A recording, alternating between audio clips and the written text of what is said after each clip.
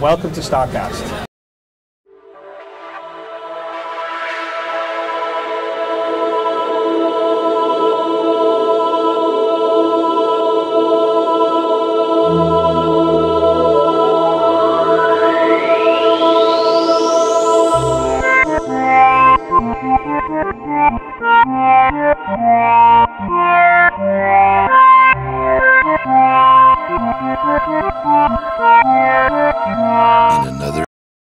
Hello and welcome.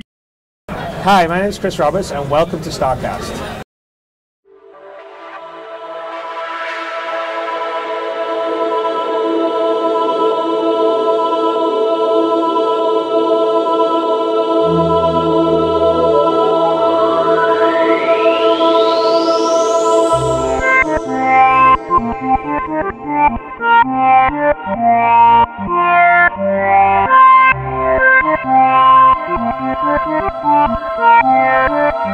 In another time.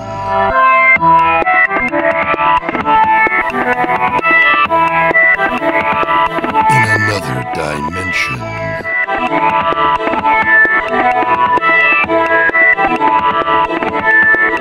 Bearded warriors.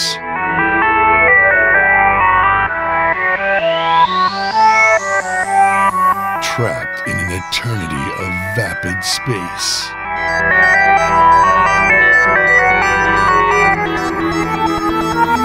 Doomed to wander the galaxy.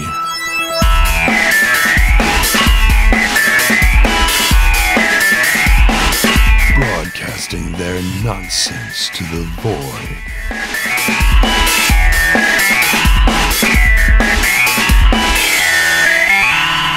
This is Starcast.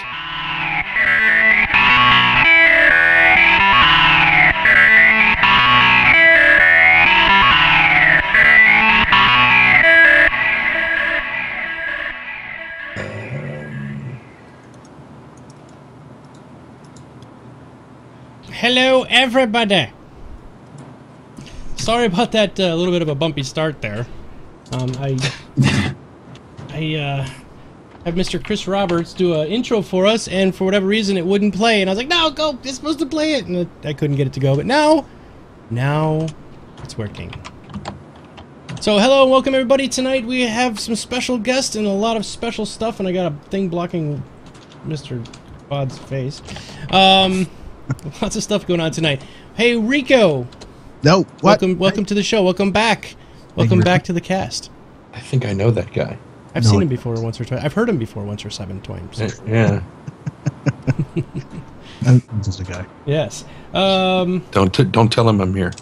Yeah, and we, of course we got our good buddy Mr. Trendane down here, Mr. Stockus over here, Mr. Bod down here, at an angle there, and then Mr. Blank, who's Mr. Blank. I know him. Yes, he was in that video game Toonstruck. He was played by Christopher Lloyd. It was fantastic.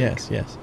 Yoko, okay, started it off. Remember, everybody, if you have questions, put them in brackets. We'll get to them. But Yoko's question is absolutely valid right now because how vapid will next week's show get just because you're having SIG guests on? Probably more vapid than ever. Yeah. Didn't Queensryche do a song called Silent Vapidity? Silent Vapidity, yeah, it's a good song. Yeah. Really good song. Oh, all right. So, yeah, post-PAX stuff. Yes. Got lots to talk about tonight. Lots and lots and lots to talk about tonight.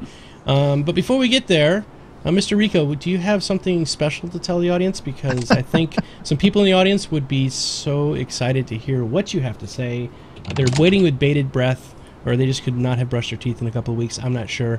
But either way, it's exciting news. So tell us what you got to say. I'm not sure.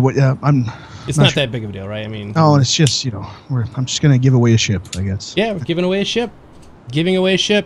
And it happens to be which ship, because this is key. The 300i. The 300i. Jesus.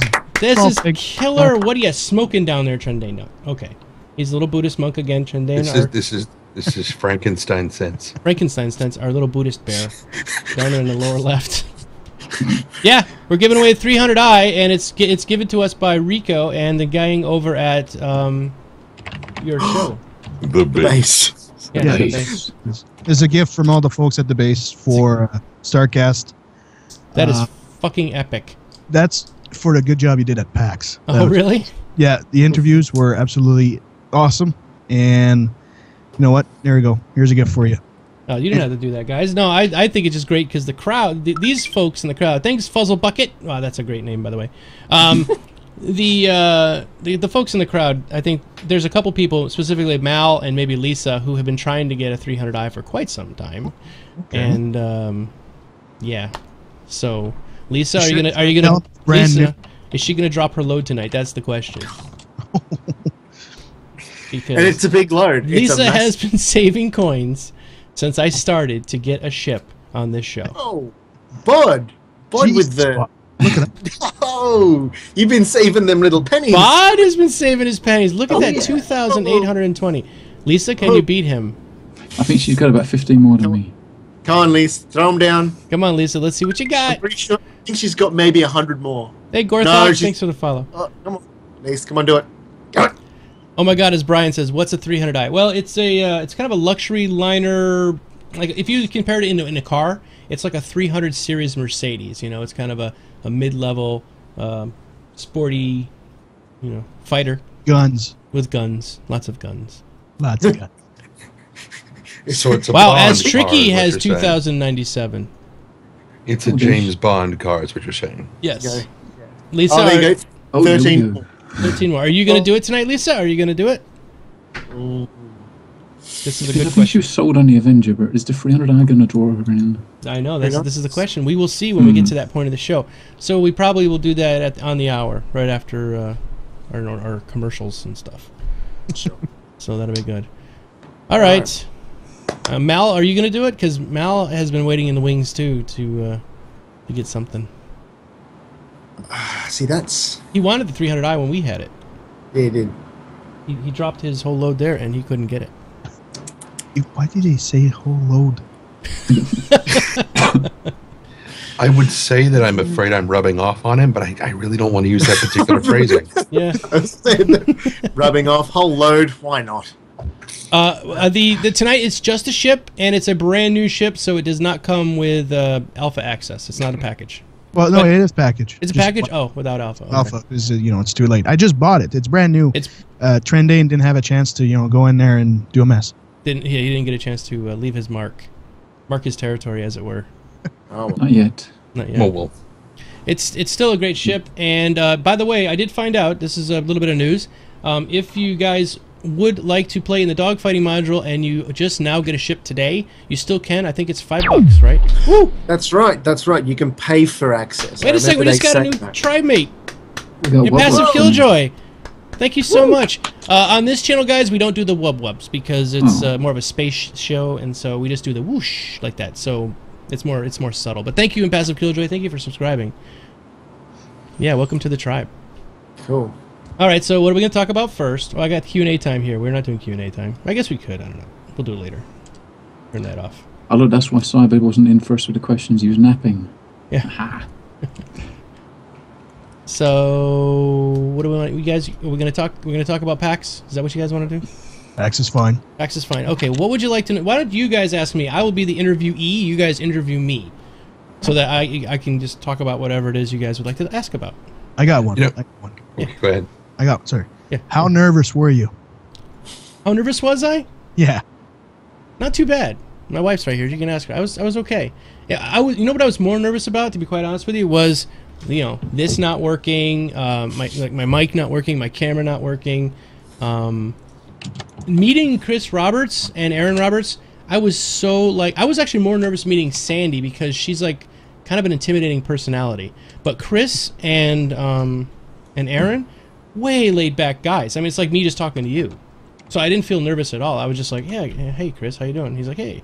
I mean, I felt not a problem at all. I was just totally appreciative that he took the time to come and sit down and chat with me when he had just finished up a 2-hour interview. I know it was a 2-hour interview because when David Swafford is is kind of Chris's handler at these events, he called me and he's like, yeah, come on up in about a half hour because Chris has been talking to this magazine for about an hour. And when I sat up there, it was like another half hour before I could actually get a chance to talk to him. So it was a 2-hour interview with the magazine.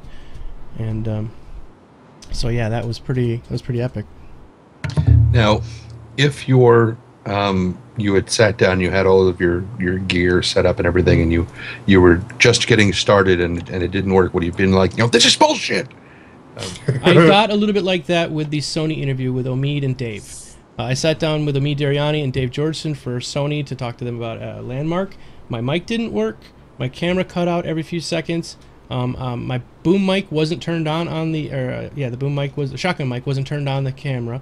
I had no audio for the entire interview. And on top of that, I was trying to talk with like Stockus in chat because we were doing it on Twitch, and my goal was to start off the interview with maybe 2 or 3 people asking some questions, or me asking 2 or 3 questions, and then the rest of the 15-20 minutes of the interview just talking to the tribe mates, asking them what they wanted to ask Dave and them. Well, Twitch just stopped, like literally just stopped, and I couldn't see them, they couldn't see me, I couldn't see the questions.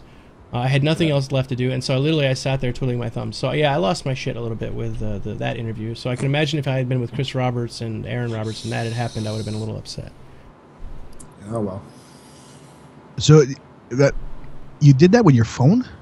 Yeah, I stream with my phone. There's an app on here called Video Broadcaster, and I can stream live to Twitch. I was flipping everybody out because they were like, "What are you doing?" I'm like, "I'm streaming." And they're like, "It's impossible. You can't stream." But this is a 4G LTE phone, so it's got plenty of up on it, and had no problems. Like we were streaming all over the place. A couple times I turned it down when I was like filming the dogfighting module, but other than that, it wasn't bad. Now, That's impressive. one of the things that I hate is when people ask somebody to choose favorites. So I'll ask now, Yes. who was your favorite interview at PAX? I would say Aaron. Of all the people that I interviewed, I had more fun with Omid and Dave. We were at a bar, we were like hanging out, and it was like just shooting the shit. And I met Elohim and Ko and all these guys that I've kind of admired for a while. Those were good, but the best interview, which kind of it blew up. I didn't realize that he was going to go down all these paths. And for those in the audience might not know, I put the video on YouTube, so you can check it out over there if you want later. But I just asked him like general questions, and he just kept going. Like he kept just talking about stuff, and I was like, all right, go for it. I was not expecting those kind of answers that he came up with. So I think that's also the mark of. I mean, it's a really good indicator that. I mean, how long have they been making this game? How long have they been working on it? Probably at least 2 years, 3 years, I would say, if not longer. So the fact that, I mean, and we're seeing the same thing with Landmark as well, that they have been working on this thing for so long, and yet they are still so excited about it. Passionate. Yeah, and I think that that's a really good indicator of exactly what we've got, in the future for us over the next year or so. That's why when I asked that question of Chris Roberts, I'm like, how do you do it? How do you stay? I mean, I do these shows, and I get burned the hell out. Like, at the end of this show tonight, in 2 hours that we're going to do this show, at the end, I'm going to be so exhausted, I'm going to crash. Like, I'm literally going to pass out. And so I'm just doing a 2-hour podcast. Imagine going on tour, going from city to city, doing all this. And his answer was, it's because I'm passionate about this game, and I really, really want this.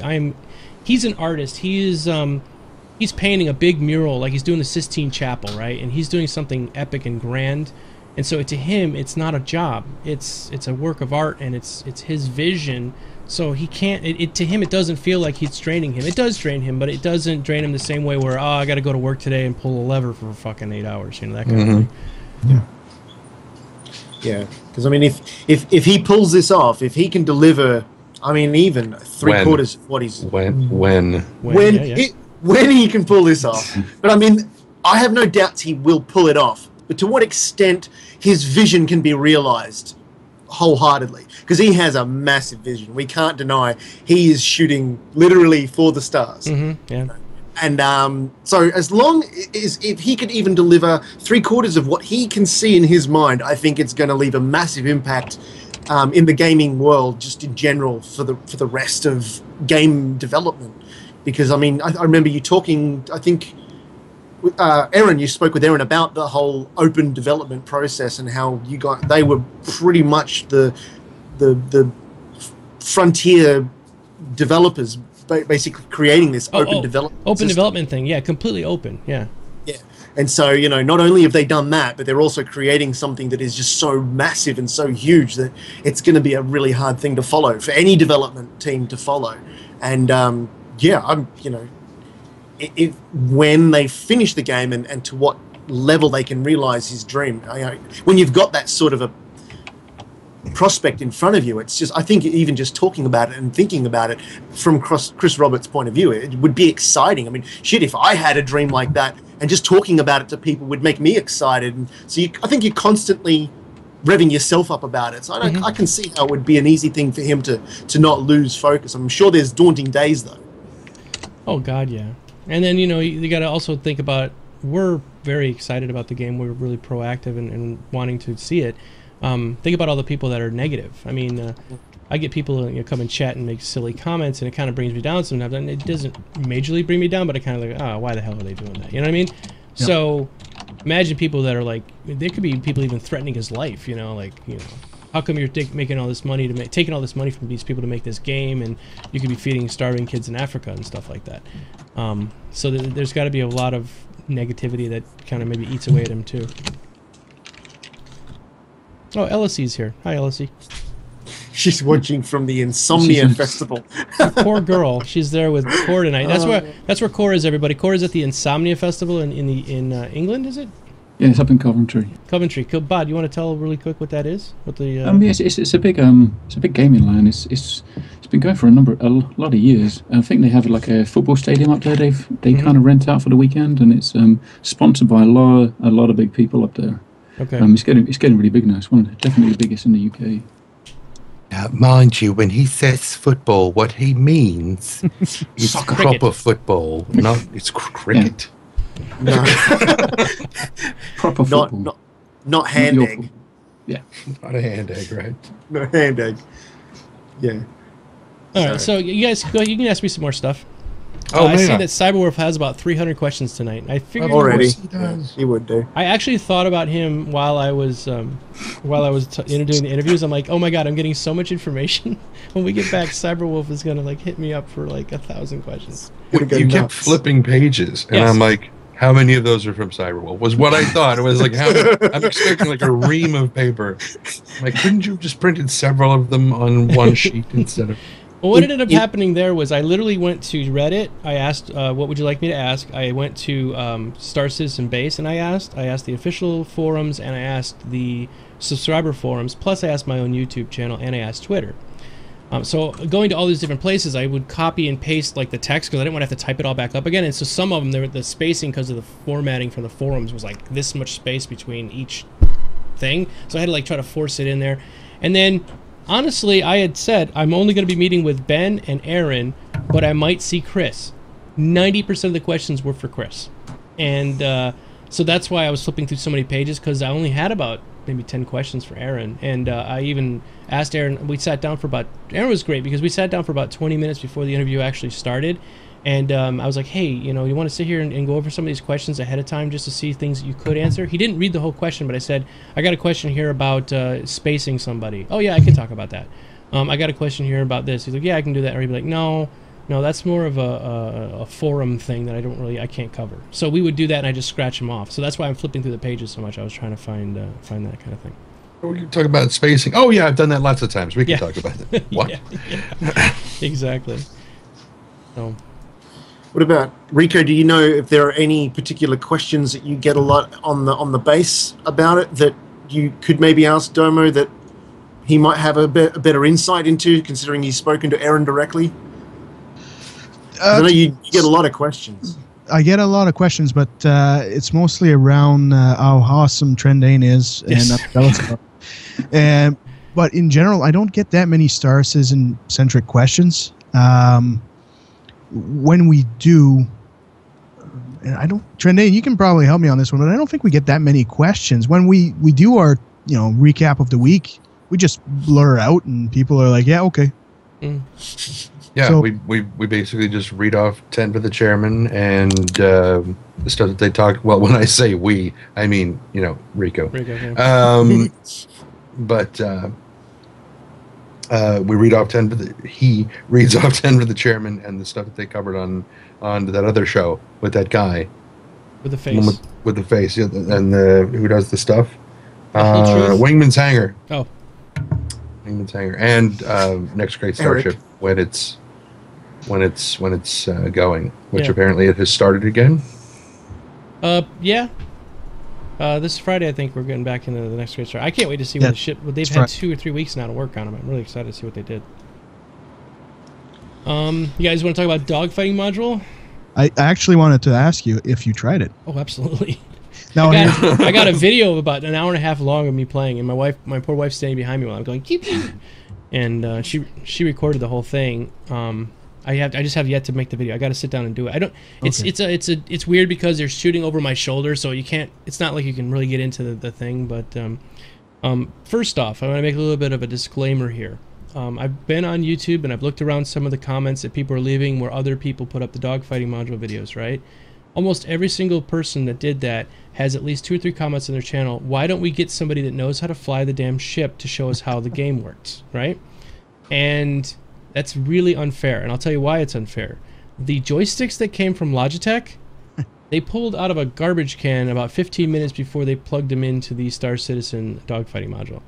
First off, they were extremely sensitive, like to the point where you just like moved it down a little bit and all of a sudden your nose is just shooting down, and then you pull back and your nose would be shooting up into the sky. You could barely like just even give it a tiny little tap. Most people ended up using mouse and keyboard because the joysticks were so incredibly bad.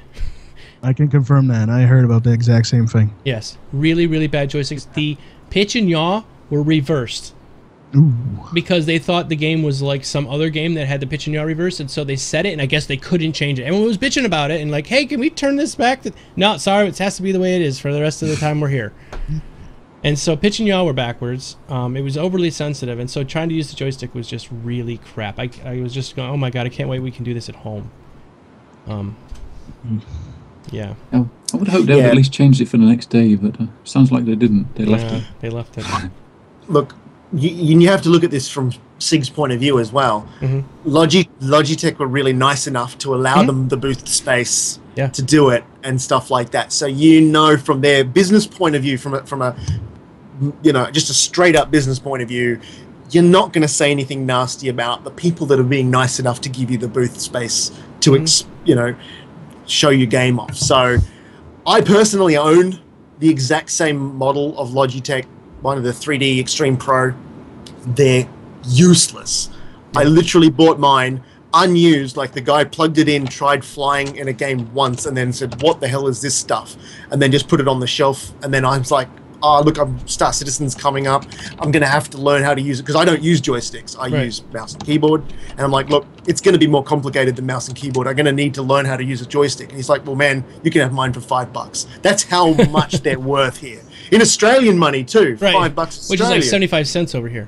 Yeah, well, something like that. I think 3 Domo coins. It's three Domo coins will get you that joystick. So that, and it's cheap, it's plastic, it's clunky. Like you have to move the thing so far just to get any action. But then, if you go to turn one direction, it's got the twist action on it. If you turn one way too much, the twist action's loose, and so you'll go to roll, but then you'll accidentally twist as well. So you'll rudder at the same time. You'll start doing a spiral into the ground. It was bad. And I tried on a couple of games, and I'm just like, fuck this. I'm going to try mouse and keyboard, and I did infinitely better. So now I've got a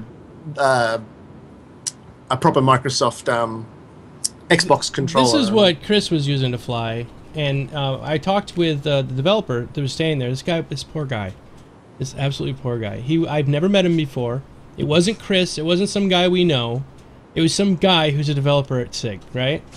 And he's sitting there, and the guy, you could tell his mouth was completely dry. Like he had his mouth was like, because the guy had been getting screamed at for 2 days trying to get this dogfighting module going. And he's on the floor, and he's like trying to teach me how to do it. And he's like, I'm like, well, just relax. And I'm like, it's cool. Just, what should I do? And he kind of walked me through it. And then I was like, hey, by the way, why is Chris using the Xbox controller? And he was saying, well, Chris prefers to use the Xbox controller because he can pick it up quickly and just fly and then throw it back down.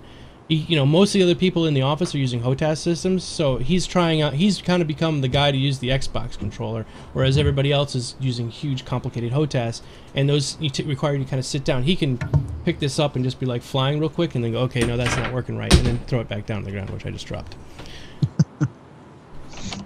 Oh, wait. Is the commercials going? I don't No, it's not. Oh, okay. No? It's Gallagher he just said got bloody here. commercial. Oh, I see. Yeah, I think he just arrived, and it displays when you first come to Twitch sometimes. Okay, yeah, that's I right. checked, it's disabled. Right, cool. All right, let's see what else. What else we want to talk about? Any other stuff you guys want to talk about?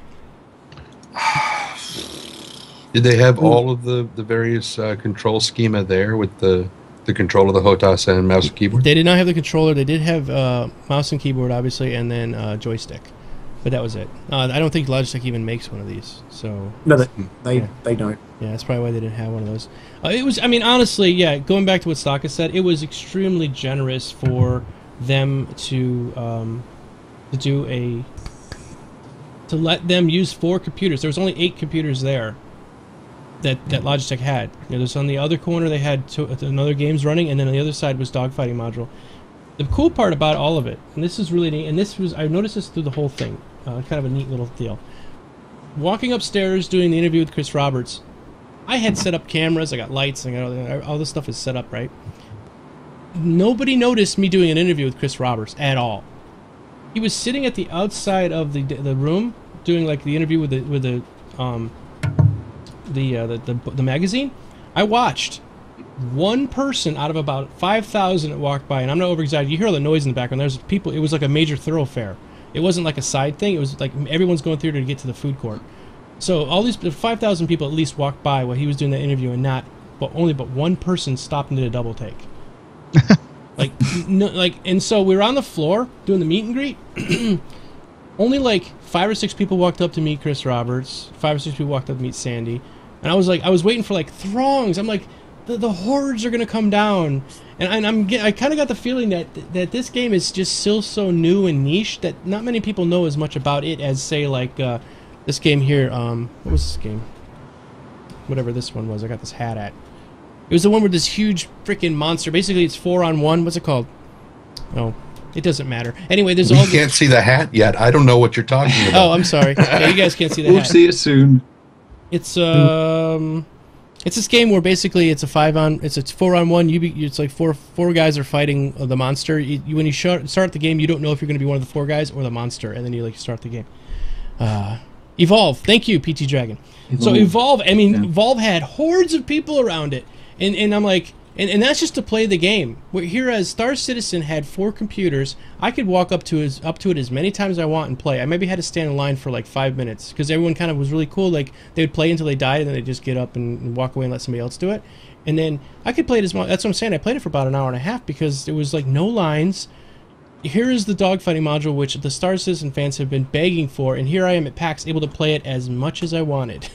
That's what I mean. It was just like this thing where I'm just getting the feeling that not as many people know about this game, which is really cool because, we're kind of in on the ground floor when you consider this game. When it finally does become what it's going to become, it's going to be massive. And go ahead, Johnny. Okay. This is the main reason, and it kind of leads into, I guess, what we could go over as a next topic point, the $42 million stretch goal. Mm-hmm. Well, the $42 million milestone, I should say. One of the things that we mentioned, I think the last time we were talking, actually, it might have been you and me, Ricko, talking on the base last week about the vote afterwards, about what should be in the next player stretch goal. And one of the things that I had said was that, it would be really nice to have, I believe I said, the another hangar room, because it would give us another environment in which to make, player created, content, movies, videos, stuff where we're green screening and stuff like that, because so few people are aware of this thing. There's so few eyes on it. The more that they can give us to let us make content to help them advertise the game, the better off they're going to be. Yeah. So my things were going to be a new room and what was one of the other ones, a job specific outfit or something like that. Oh yeah, I remember that. Yeah. Role specific outfit. Yeah, that one. Yeah. I mean, those are things that will it's going to help so much. I don't know. Mm-hmm. Well, you'll be happy to know that 27,000 votes into the new one. We got mystery object is winning. Is it really? It is. It's going to be a banana in a box. But it could be an Idris. It could be. It could be an Idris, yeah. Everybody gets an Idris. The whole thing becomes an Idris ship. What's up there, Ricko? Yes. You can raise your hand. Just start talking. So, just so you know, Pedro Camacho is currently watching the stream. Oh. I just saw Pedro Camacho just followed me. Thank you, Pedro. Welcome. Bienvenue. Just for the folks out there, minutes before I joined in on the Starcast, I finished an interview or a conversation with Pedro. Well, can you explain who? I mean, I know. Just could you explain who he is? So, I'll explain who he is. Yeah, thanks. Pedro Camacho is a world-class composer, which is working on Star Citizen. Mm-hmm. On the soundtrack. Oh, wow. He's doing the soundtrack, the music, and for the folks that were watching the Dogfighting module reveal, from their homes that weren't lucky enough to be at the show, had the absolute luxury to listen to his music during the technical difficulties. So You're right. So he's right in the chat right now. So yeah, it was absolutely fabulous music, and I recorded the conversation with him earlier this evening, and I'm going to be sharing that with everybody as soon as I have to edit all the parts where I'm talking too much. But it was absolutely great. He's just a straight down to earth kind of guy. It took me a few weeks to finally get to schedule properly with him because we have such a time difference. Mm-hmm. And I have a full-time job, and he has obviously a very full-time job working on Star Citizen. But while I was talking to him, you can feel it in his voice. That The passion. The passion is insane. Yeah. It's like you were saying earlier about Chris and Aaron. It's just there. They just want to do the best possible. That's it. Yep.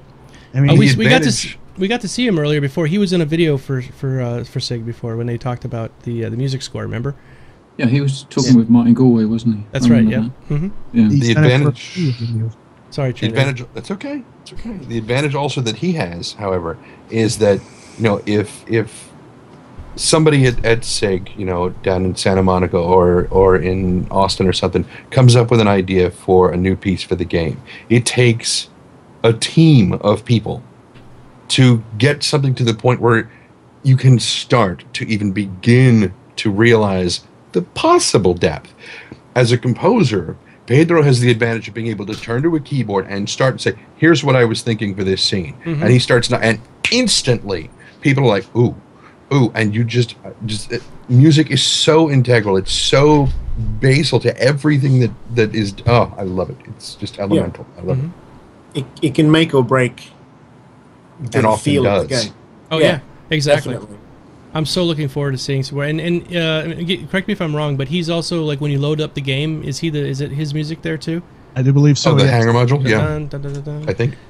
Yeah. Oh wow, that's awesome. Yeah. He's worked on. I'm not going to spoil it, but he's worked on quite a few very I'd say AAA games in the past years. So. Yeah. I'm not going to spoil it, but he's worked on a lot of things, and it's just incredible conversation. So I'm hoping to share it with everybody really, really soon. Well, it's really great to have you in the audience, Pedro. So, matter of fact, if you plan on sticking around for the rest of the show, we do a show is like probably about another hour and a half. If anybody has any questions for Pedro, maybe he could answer a couple of them, but we'll direct them to you as they come in. So remember, guys, if you have any questions before we get to the Q&A time, just put them in brackets, and then we'll answer them the best we can. I did have quite a lot of time with Chris and Aaron, but I don't know everything. So if something comes up that we can't answer, we'll go back to our vapidity, which is what we're used to. Kind of a little bit of a big news that you guys might or might know. Next week, we're going to have Ben Lesnick and his new buddy James, who is Ben's new assistant. Yeah, big stuff. That's on next week's show, right? What's that now? That's on next week's show. Yeah, Ben and I had thought that they were going to kind of do the thing that Omi did, which he kind of pop in for 15-20 minutes, answer some questions, and leave, because Omi's like a really busy guy. And I presented it to him that way. I'm like, yeah, we'll just set it up to where you guys come in the call, and I'll have like the little blue thing like I've got down there where Core normally sits, and we'll just have you guys talk. Or we'll do the question and answer. We'll get to the point where we can bring you in. You'll come in for 15 minutes and blah, blah. And no, James like, no, we want to be on the whole show. And I'm like, really? You realize it's 2 hours? He's like, yeah. So they got stamina. Yeah. Do you realize it's 2 hours, and have you watched this before? Yes, have you watched it before? Because we get a bit crazy. Yeah, I understand. Yeah, the thing is his name is his name is James, but I think he might go by Will. I don't know. I don't know if he goes by a different name on the forums. He's been writing me, and has he been writing me? His name is James. I don't want to give his last name, but his name's James, and that's what he's been writing me at. So he might be going by Will as like a moniker on. I mean, I go by Geekdomo. That's not my real name, so. It's not. No. What? I'm out. Oh, sorry. He's gone. It's time to ruin the magic. So Pedro did say he will stick around and answer some questions in the chat. So if you guys have any questions for Pedro, this would be a fantastic time to ask him some questions because he's here and unfortunately has to type. But if you're going to write the questions for Pedro, just write question in brackets and then write at Pedro, and then we can ask it. Yeah, I'll grab them into the chat, and the ones I see we can ask. Perfect. All right, let's see. 10 for the chairman. What do you guys think of this week's 10 for the chairman? Did you watch it? Yes, I did. I liked the blade at the beginning that they did for the Operation Pitchfork. That was the highlight for me. Oh, we did ask about Operation Pitchfork. I did. I mean, I talked to Aaron about that. Was that in the interview? I can't remember if it was in the interview or not. Not really. Well, I remember something being about it anyway. It wasn't too much. He did say that. Oh, hey, Heavy Duty, thank you for following. He did say that it's going to, that right now Operation Pitchfork will probably happen, but they don't have a way to fit that many people into a single server instance. So it's going to be kind of, right now they're going to start off with like 12 people or 6 people and then build it up. And they're hoping to get like, 5,000 people in there, but it's probably not going to be something that they're going to be doing right away. So Operation Pitchfork might happen, but it's going to happen in waves. And for those who not knowing what we're talking about, at the end of beta, we're going to raid Vandal space and take it out. Like, everybody's just going to fly every ship they've got and just, like, crash it into moons and try to take out the Vandals. So, it's going to be like a lemming mass suicide. Everyone's just going to, like, fly their ships into moons. Take this! Everyone melts down every single ship they've got and trades them all for auroras. Auroras, yeah. and it's just this massive aurora swarm, like a cloud of auroras just moving as this blackness through, well, as much as they could be through black space. Extra black space. Clouding suns, eclipsing suns, and just one big... It's an MMM ball. It's an MMM ball. For anyone who plays StarCraft, it's an MMM ball for Star Citizen. I was just imagining a Vandal looking at like his radar display and it's just red. Like that scene from Independence Day where the guy's like, I think there's something wrong with the radar because it's just gone completely red or whatever. And he's just like, oh no, but the the infrared's is working and it's just blank. Same deal. Just a note, I'll be the ship in the back going backwards. Yeah, be like, you guys, you fools, just go ahead. I'm out. Bye. Yeah. For great honor and glory. Right. You'll pull a Marty McFly and you'll just hit reverse and it's like, all right, everyone ready? We're going to go? You're out. Cyberwolf has it on the nose. It's like those drones in the Ender War movie. Remember Ender's Game? Didn't see it. Oh, you didn't see Ender's Game? Oh, well, there's this whole part. I'm not going to ruin it, but I'm just saying there's a part where they're fighting. And it's like they have this swarm mode, and it's like all these ships are flying around this main mothership, and there's like, it looks like a swarm of bees, but they're actually ships. And so it's a really good analogy there, yeah. We will fight in the shade. Exactly. Yes. You have to be mostly naked and covered in bronzer if you're going to say that that line. Okay. Awesome. I usually don't hit that way. It is a good day to die. Just saying. Stackers is part ready. Well, they don't wear pants, do they? So no, not really. It's a loincloth. So that's your name. All right. How about Wingman's Hangar? You want to talk about some Wingman's Hangar before we move on into our? It was a really good one for Wingman and Rob. I think they had a good time. They much more so than normal. I mean, they usually have the boss is away. They were. The boss is away. Like Chris was at PAX, so they were probably like, oh god, he's. Well, they were there too, weren't they? No, they weren't at PAX. No. I could have sworn they were. I wish it would have been cool if they were, but I don't think they were. I think Wingman said he was coming in for the night of the show, but then he was leaving. Yeah, for like one day. Yeah. And I think Rob was pretty much nothing but DFM that whole time. Yeah. Well, they just seemed like they were having a lot more fun than normal. Mm-hmm. And especially there at the end. when you could hear the door closing, and it was like I think somebody just walked on set.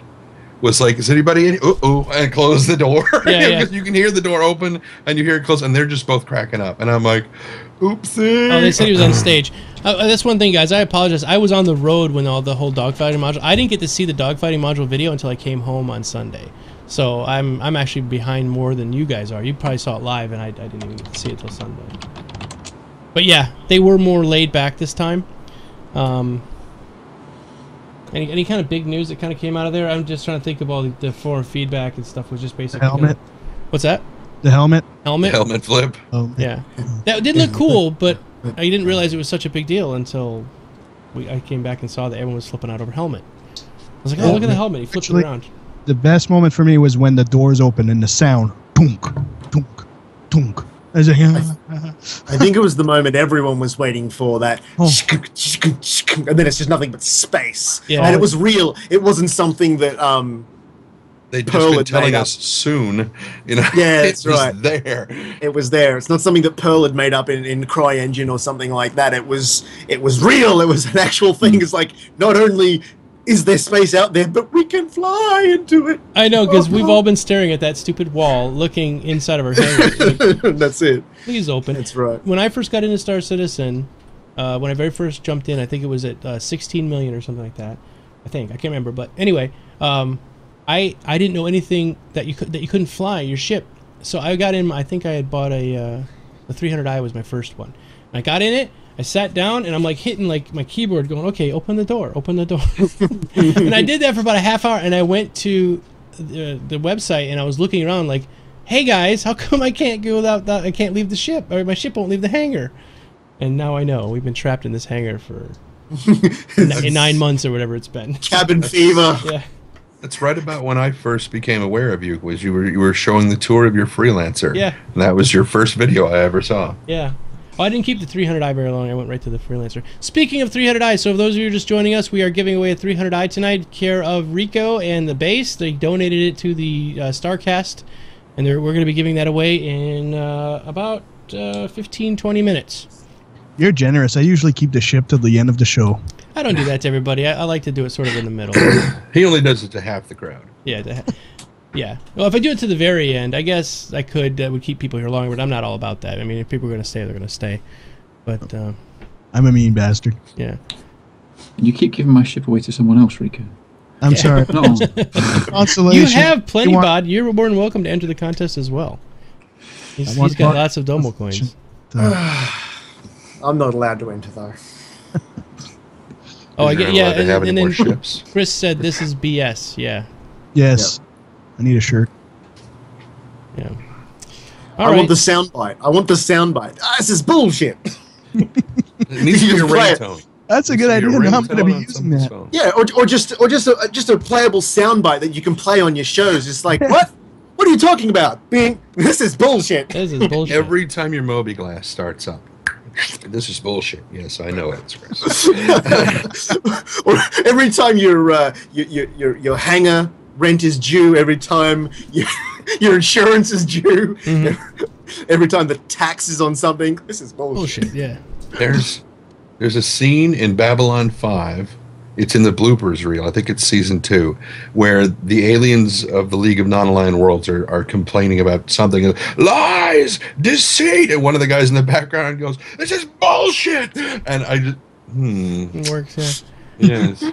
Hey, Lady Shade. Yeah, I'm sorry we never got to meet up. There was a bunch of you guys that I did meet up with on Sunday, and I did meet up with somebody on Saturday, but I apologize that we didn't. There were so many that wanted to meet up with me, and we tried meeting up, but just it didn't work. PAX, for those who might know, is like 100,000 people jammed in this convention center, and it is a swarm and a sea of people. It's just beyond words. It's so loud. Everything, all the game companies have their stuff turned up really loud, and all the talking and everything. It was just a sea of people. So it was hard to meet everybody, and it was, even if you said, hey, I want to meet. One day we wanted to meet a bunch of people that we were there with, and it took us about 45 minutes to figure out where we could meet, because it was like, oh, come over here. No, I'm up here, you know. Even when I was supposed to meet to meet Chris Roberts and Aaron, I literally was on the phone with David talking for like 15 minutes. He's like, no, I'm down this hall. And I'm like, well, I see something and be like, no, come to the left and then look up the hallway, you know, and that kind of thing. And it was just like this. It's like a big maze. So we will have to do a meetup outside of PAX. I am going to PAX next year too, by the way. We're gonna go. It's gonna be a family trip, and I'm going to be doing cosplay. I'm gonna be a dwarf warrior. So Gimli. I'm gonna go as Gimli or somebody like that because I'm stout and round, and all he needs is a big nose. I'll be all set. I think I'm going to go as a constellation. Ooh, the arms out like this. All right, everybody, we're going to do our commercials now real quick, and then we'll be back in about 3 minutes, so hang on, and we'll be right back. So, yeah, you're almost out of... Yeah, I wait for his instance to stop, and then I'll be like, okay. Bod or Stockus, you guys got that? Or That's done. Okay, good. Right. Yeah. It is done. It is done. People are like, I still see you. What are you talking about? What are you even talking about? Oh, the browser just told me he's having a trouble loading an ad. I wonder why. No, it's going. I can see it now. Shall I click the link to say learn how to fix this? Or just, I just did it. Click across. I've already done it. I don't see the ad. Oh. It tried to play an ad for me, but it said there was a problem.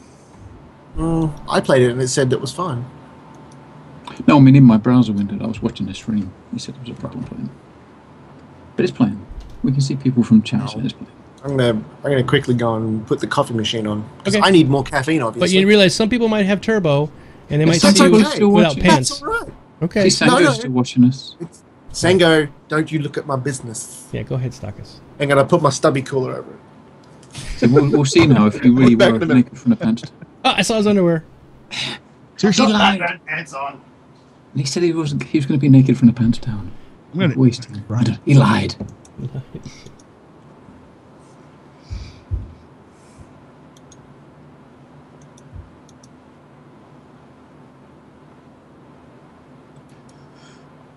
Don't eat that, Trendane. Don't eat that. I wasn't planning on it, and it's out anyway. Shan, Nice. my hand is fondling a Reese's peanut butter cup. Look. My Big Mac is cold. Ooh, got a new follower. Maybe if you stick it between some rolls of fat. I'm not even gonna go there. Good. Good. You probably shouldn't. Trendane, do you can you give me a zombie voice? Give me zombie voice. Can you do zombie voice? Do you have to gargle with some like razor blades first? No, yogurt usually is where better. But do you mean like when you say a zombie voice? Do you mean just like, or do you mean something like the undead from WoW?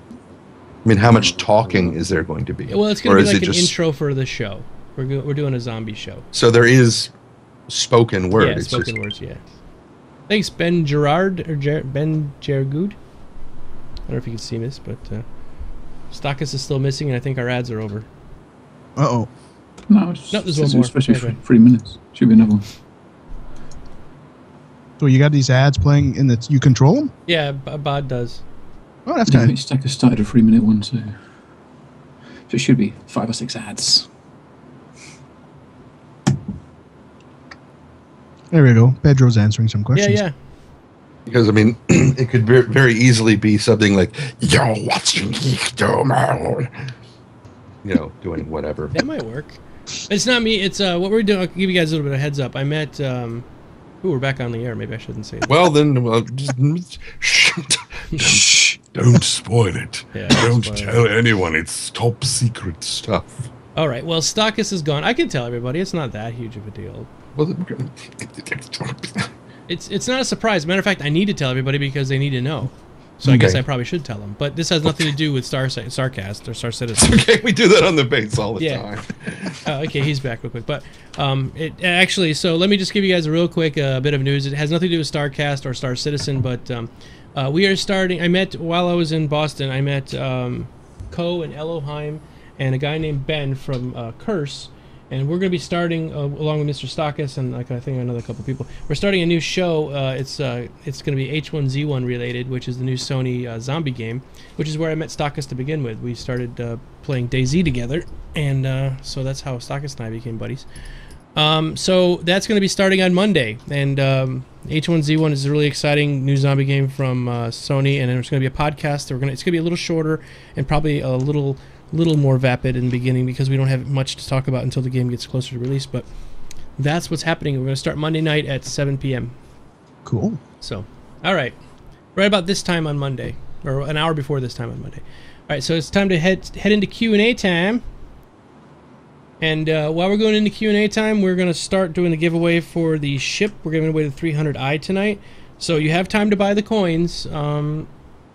So let's... How do they buy the coins, Geekdomo? Oh, they don't want to buy the coins. Buy tickets. You get Domo coins by watching the show. It's a loyalty system, so the longer you watch the show, the more coins you get, and you can use them for giveaways here, which we're doing the ship tonight. But also on geekdomo.com, we have a new store that's opened up. All you got to do is hit the big Geekdomo coin, and you can you click on that, and you can buy things there. We have some EverQuest stuff. We got some skins for games and stuff like that. All right. So actually, Pedro's been answering questions in the chat. So we'll still ask him in general, and maybe he'll answer them to the general audience. But if not, we'll skip over those for him. Okay. Let's move on then. Q&A time. I guess I'll ask the questions. All right, let's ask the questions. Okay, you guys. Somebody else wants to answer them? I haven't been paying attention, but we have questions. Oh, okay. We do. We got lots. of questions. We do have questions. All right, I'll do it. Okay, Trinity, you ask them, and then we'll answer. All right, the first one is from Stockus. No, it's not. It's from Maleficent. Why are you not wearing pants? That's right. The question is based off theory crafting. Ooh. Based off theory crafting and unofficial data, where do you plan to have your hangar? Also, we're going to twofer with this one. Also, how do you think the hangar placement will work? Hold on, everybody. I didn't start the raffle yet, so hold on. Everyone's going nuts. Yes. They're all trying to buy tickets right now. All right, I'm making the upper limit 100,000 coins. So if you guys want to drop your load, you may. All right, go ahead there. Trendane, let's start over. I missed the question. And how do you say 100,000 in German? 100,000? 100,000? Ask your wife, she's right there. 100,000? In German? Yeah, something. Yeah. No, isn't it? Nein, there will be no tickets! Isn't that how it works? Or something like that. Anyway, so based off theory crafting and unofficial data, where do you plan to have your hangar? And also, how do you think the hangar placement will work?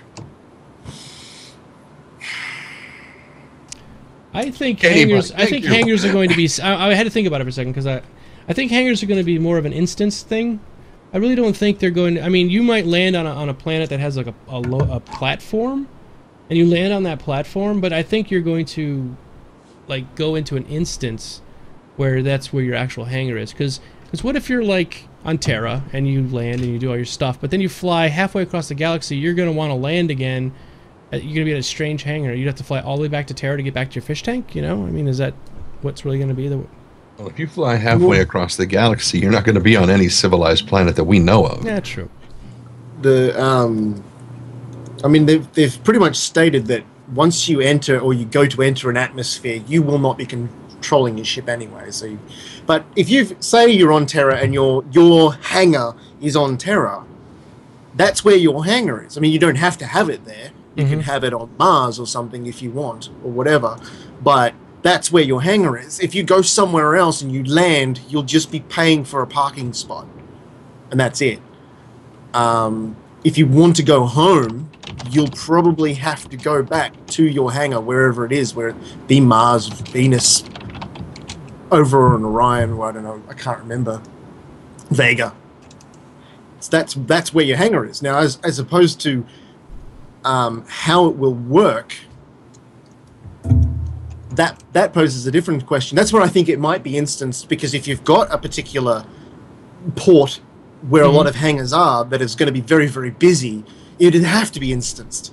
Otherwise, you're going to have thousands of people trying to all access the same part of the planet or the same port simultaneously, especially in the more UEE regulated space, where a lot of people are going to want to put their hangars because they're nice and safe and they're nice and protected. I mean, yes? Go ahead, Jim. Okay, then. So let's say you meet up with some big, like 7-foot tall, hairy guy, telling him that you want to go to some planet that's about to be destroyed by something that looks like a moon, but is actually a space station.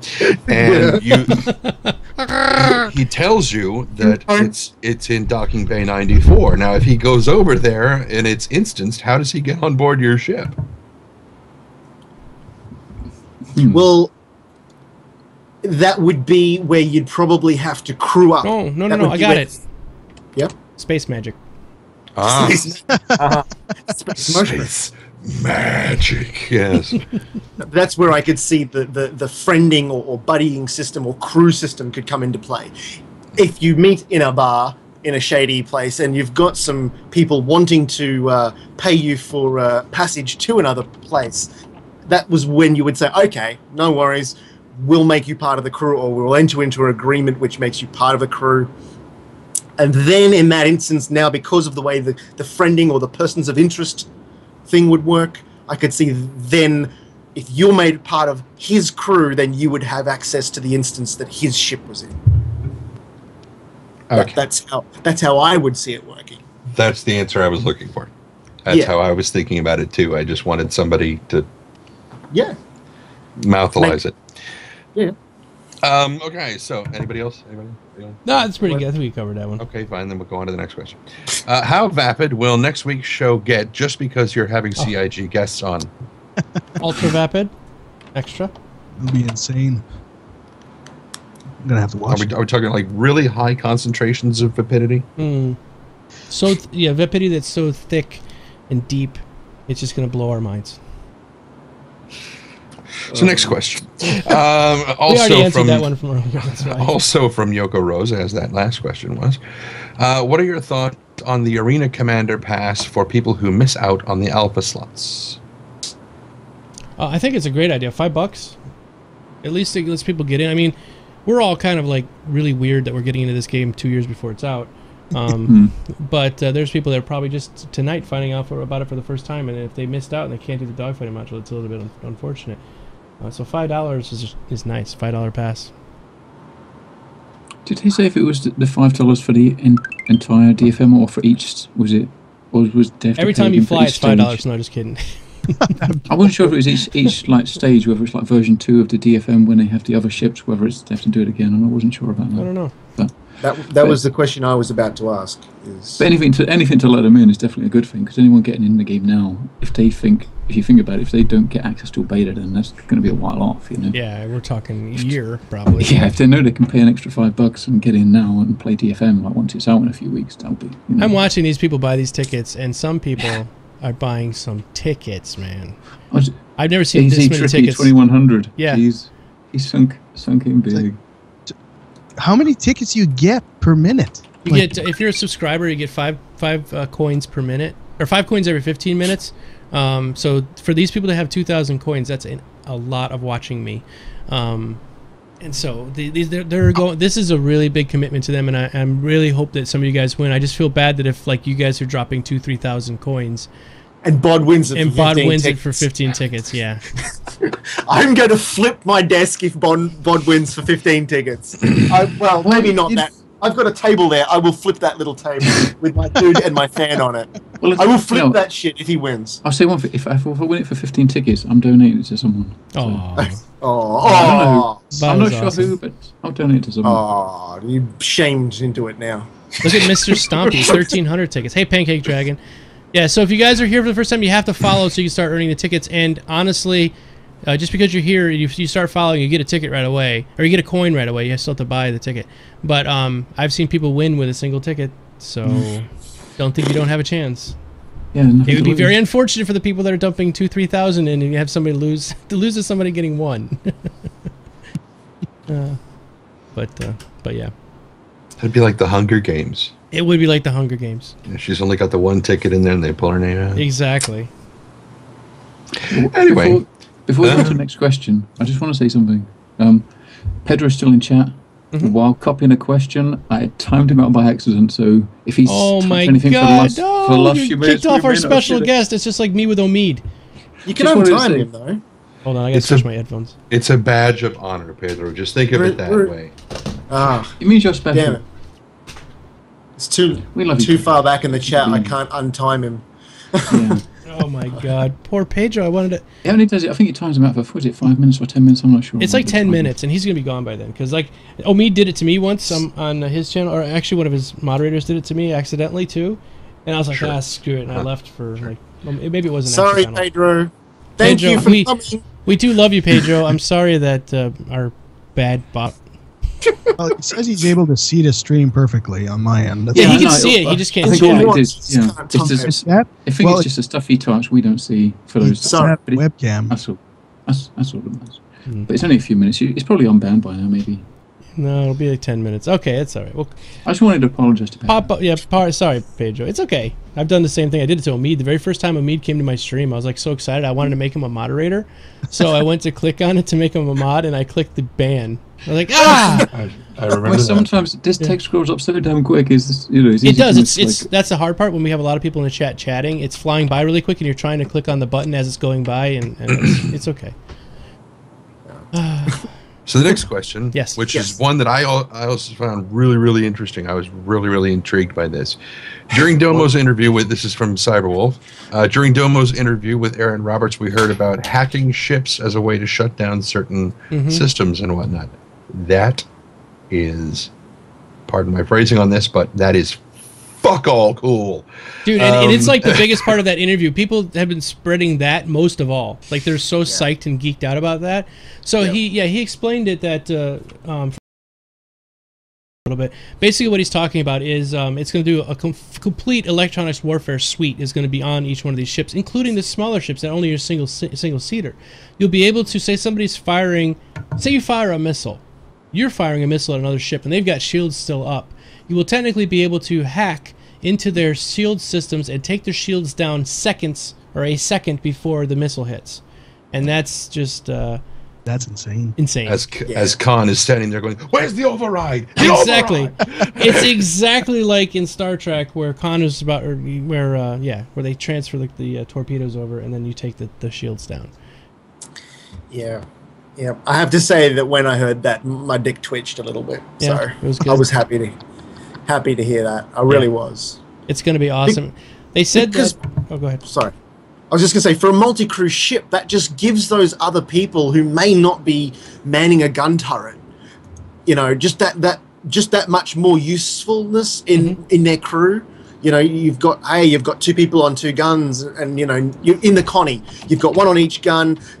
Say there's not someone in the Merlin. And there's someone flying the ship. That other guy is sitting there playing with himself while this battle's going on. He can be there hacking that ship, and it's just like fucking so exciting. And that's the thing. And I even talked to Aaron about this. Maybe I did it on the interview or not. I can't remember because we talked, like I said, about 20 minutes before and about 20 minutes after the interview. So there was some overlap there that I might not know. My own video back like once, so I don't know if I said this or not. But anyway,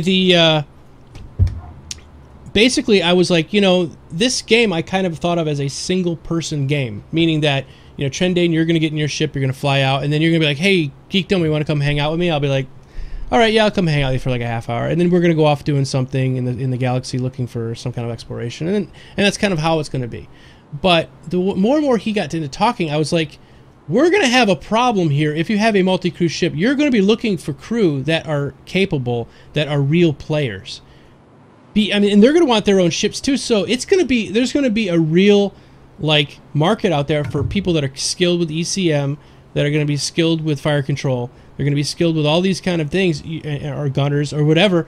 And you're going to literally have to pay out of your pocket either credits or whatever to get people to come in and to take up these spots, And Aaron, Chris, whoever, for the love of pick a deity, I don't care which one, and all that is holy and or unholy, do not, under any circumstances, make that hacking a QuickTime event. It might be something like a QuickTime event, though. I will flip Stockus' table. He's gonna come all the way to Australia just to. And I'll watch you do it, and I will cheer you on. Flip that table, because I'll be with you there. I fucking hate QuickTime events in a PC game. What the fuck is a QuickTime event? God damn you! Well, maybe keep it in the fucking console. Keep it in. I'll yell at my lord. Keep it in the fucking console. Seriously, I hate QuickTime events. Oh. Yeah, I know Ricko. Yeah. I don't know. I mean, he didn't elaborate on how it's going to actually function, I suppose, but it has to be some kind of thing like that. It can't be like literally you need to know how to hack code to make it happen. I mean, that would just be like you have to go back to school and learn C++ or something like that, you know. So there was Snowed1 wants to. Can you explain what a QuickTime event is, Stockus? Because Snowed1 is asking. A QuickTime event is when something happens in the game and all of a sudden pops up a symbol on the screen. Hit now X. it may be as simple as mash a particular button, whether it be, you know, W8SD or maybe spacebar or E or F or something, but it's quick, smash this button really, really quick now, because that involves a fuck ton of skill. And then your cutscene goes for a little bit longer, and then another button, it may be a different one, it may be a mouse button. Quick, smash the shit out of this, or wiggle the fuck out of your mouse because, you know, you're autistic or something, and you need to have a fucking spasm while you're playing the game. Every single port game from console to PC has one, and it's fucking retarded. Because on a console, it's so much easier. Because I got one right here. Matter of fact, it is. It's literally like it's smash X, smash Y, and your thumb is right there, so it's not a big deal. What's the point? It's like, well, what else can you do? Wiggle the shit out of your controller really, really hard. I mean, Autosomatica's like, flip all the tables. Just flip tables. Fucking no!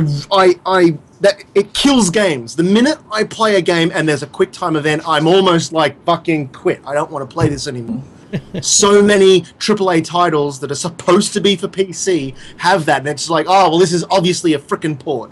You know, what's the point of that? Yeah. So, you know what? I remember Rambo having that when I played through that, and that was great. It gets everywhere Wiggle when you don't expect it. Fucking how do you really feel? Yeah, really. Can I? Okay. In QuickTime rant, can I please then answer Trendane's question of how would it work? Yeah, by all means. Yeah. I cannot remember the game it was in, but I remember watching someone do it, where it was more of a puzzle than a QuickTime event, where you basically entered into the console and it brought up a screen of code. Now, basically, the right code was broken up into like 3 or 4 different chunks, but a whole bunch of other chunks were scrolling up the screen at that same time. And it was up to you to pick out, and it would basically completely looping over maybe 15 seconds. It would loop continuously, but if you didn't get it in that 15 seconds, the opportunity for you to hack that system was gone. And you could select, and it was up to your skill to pick out the right bits of code that matched up. And if you could select each piece of code individually in the right order to create the right piece of code and enter it, that would then hack the system and give you the ability to override or whatever, or manipulate that particular system. Nightcrawler's got it exactly right. The first QuickTime game was Dragon's Lair. Yeah. Which was amazing because I loved Don Bluth and I loved the whole... It was just... I dumped so many quarters into that game. I probably could have bought a car. You know, so yeah. So I'm not saying they have to use that model, but something similar to that might be acceptable. Maybe they can make it a lot harder, where it's real code or something, and then so, you know, you kind of have to know something about it. Or maybe it's a made-up language that you then have to learn about in-game, and only the people that take the time to learn about it in-game, who study that particular coding, happen to be used. I don't know. Some people were saying a good one would be like a puzzle. Like, instead of a QuickTime event, basically, you gotta like unlock things. You could either do it with like with hand gestures or something like that, or moving your mouse around and kind of unlock the puzzle, and then that opens up the thing. What are you laughing at, Ricko? I'm just picturing it. All right, I'm piloting the Constellation. I got Trendane. I'm just picking you, Trendane. I'm sorry, but in the back, in the co-pilot seat or whatever, trying to hack the enemy ship. Spin the cube faster, Trendane. God damn it! We're not gonna get this missile in. It's almost there. 10 seconds and the missile hits. Hold on, I got the damn cube and I'll get it figured out. Toss a cube at him. Yeah. All right, I'm just picturing it. I'm just. That's fine. I do that often. I'm done. All All right. Okay, good. Moving on. Right, okay. So next question. He is calming down now. Let's not fire him. Well, for now. Next question is, what do you think of QuickTime events in games? the next It's flag. I don't know why. The next question is from Corp. Oh, CC Corp, excuse me. CC Corp. And that is, how often do you think that you guys will black out? Oh, I when I was playing, it was blacking out every 2 seconds. I was like, damn it! Because remember I was telling you how sensitive the joystick was? So I'd pull back just a little bit and all of a sudden blackout. I'm like, damn it! And I'd go over the other edge, blackout. I'm like, it was way too... The blackout was way too much in that one. So lots for you, okay. Yeah, so if they fix the joystick, I think... And actually, I did see in Wingman's Hangar, they talked about lowering that down a little bit. Yeah, because Rob said it did happen to him a lot, too. Yeah. Hey, Ara. Sockets? Yeah.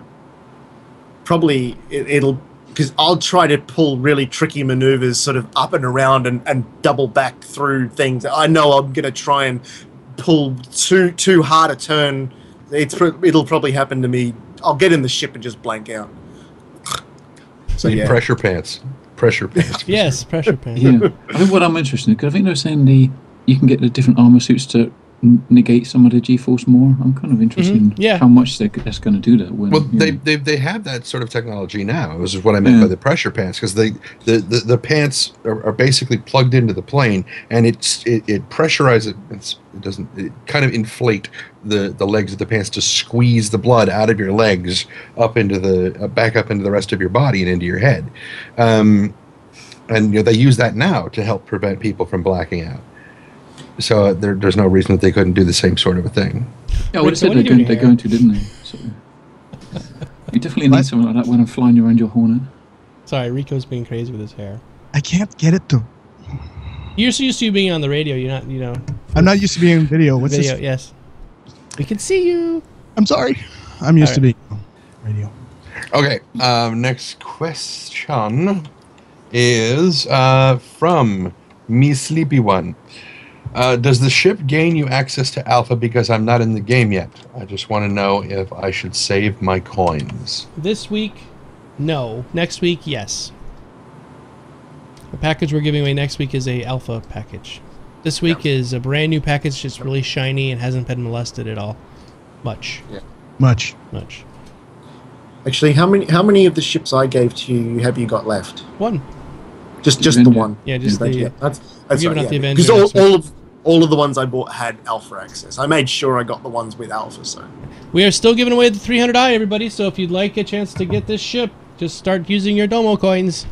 And oh, by the way, the longer we're going, you guys are earning more. You can increase the amount of tickets you purchase by just typing in the new number. So if you bought 1,000 tickets and now you have 1,005, you just type in exclamation point ticket 1,005 and it'll upgrade it. Next question, also from Me Sleepy One, is... oh, that's the same one. Sorry. Yeah. No. It's the same question twice. We're fighting over pasting. Uh-huh. That's why it says boo afterwards. Yeah. Thank you. Stalk us. Okay, so the next one is from Cyberwolf. Oh, during this week's 10 for the chairman, Carriage Return said that the Idris will still be the biggest ship we can own and fly by ourselves, not counting a group-owned Bengal carrier. Do you think that this is the right way to go, or should players be allowed to own and fly battle cruisers, pocket carriers, and destroyers? I think we've talked about this before. I think that the Idris is now a Corvette, which is pretty massive. I think the Starfarer is still going to be a pretty big ship too. It's not as well equipped as for weaponry as the Idris is, but after that, I don't know. You can't really fly a Bengal carrier by yourself, so I don't know if it's going to be easily usable by one person. So I don't think I don't know. Really don't know yet. I think it's important not to think of it like, well, because I mean, for example, let's take Starship Troopers for example. Pilot trainee Ibanez gets on board, and she apparently is piloting that thing, the whole thing. The entire Roger Young is under her control, and she's grabs a hold of the yoke and off she goes. This kind of presents, the idea that you can't fly a Bengal by yourself presents to me the idea that It's much more of a kind of a classic naval thing where you have to give commands, issue commands to other people. No, we need to do this. We need to do this. We need to do this. Mm-hmm. That it can't be done by one person. And so, I wonder, why has the technology not advanced to the point that one person can fly a ship like that? That's true. I think it's going to be. Go ahead. I was just saying because it's a game, and the space magic. No. But the object is to involve more people to make it more fun. I think the fun factor comes in. That's where the realism has to stop, and then that's when the fun factor has to come in. A ship that large, you're going to turn it into. I mean, can you fly a ship that big by yourself in Eve? Yes. We don't want that, do we? We don't want it to be Eve. We want it to be something completely different. We want to involve more people. Like a Titan, for example. There are not a Titan. Let's go with a Naga or a Rook. If you look at the things, or even an Orca, there are windows all over that thing. Little lights, little windows, and little things. Clearly, it's the capsuleer is operating the primary systems, but other systems like all the mining systems and everything else are being operated by other people. But you are just operating the piloting and gunnery and stuff like that. I mean, I guess the point I'm trying to ask is, can you as a singular person fly something of that size by yourself into a battle and not rely on anyone else but your own combat skills to defend yourself? The Snowed one brings up a really good point, and which is it's a ship of that size, the Bengal carrier. Oh, and I did mistake I did say that the Idris is now a corvette. It's a frigate. Did I say it that way? I don't remember. Anyway, doesn't matter. But a Bengal carrier is not going to turn on a dime. And as much as I used to be on several ships when I was in the Navy, and you can't turn them like you would think. Like in a car, you want to make a left, you just turn the steering wheel to the left, and you kind of go left. In a big ship like that, there's a lot of inertia that's going on, and you want to make a left. You just can't make a left. You have to think ahead a long time, and you have to have other people on the outer wings being able to judge where you are in relationship to other ships and things, and it's not like you can just drive it. Even though you're like, I'm just sitting here with my joystick and my throttle and I can fly this thing, you really can't. It would probably logistically take 4 or 5 people just to do the basics to get a ship to move like that. You got to have somebody in the engine room, and you have to have somebody who's controlling the rudder, and somebody who's going to be controlling all the thrusters and stuff like that. So, yeah, it's not... while, yes, you could technically do it, I suppose, it's because it's in the future, but I don't think logistically it would be... There would be a lot of automates in that case. Okay, so anybody else? Anyone? Yeah. Bueller? Okay.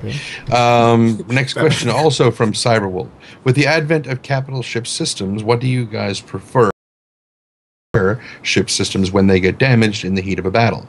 A live on-the-fly system, like in the Wings of Icarus, where you are in a first-person shooter mode banging away at the edge. That is so fucking awesome.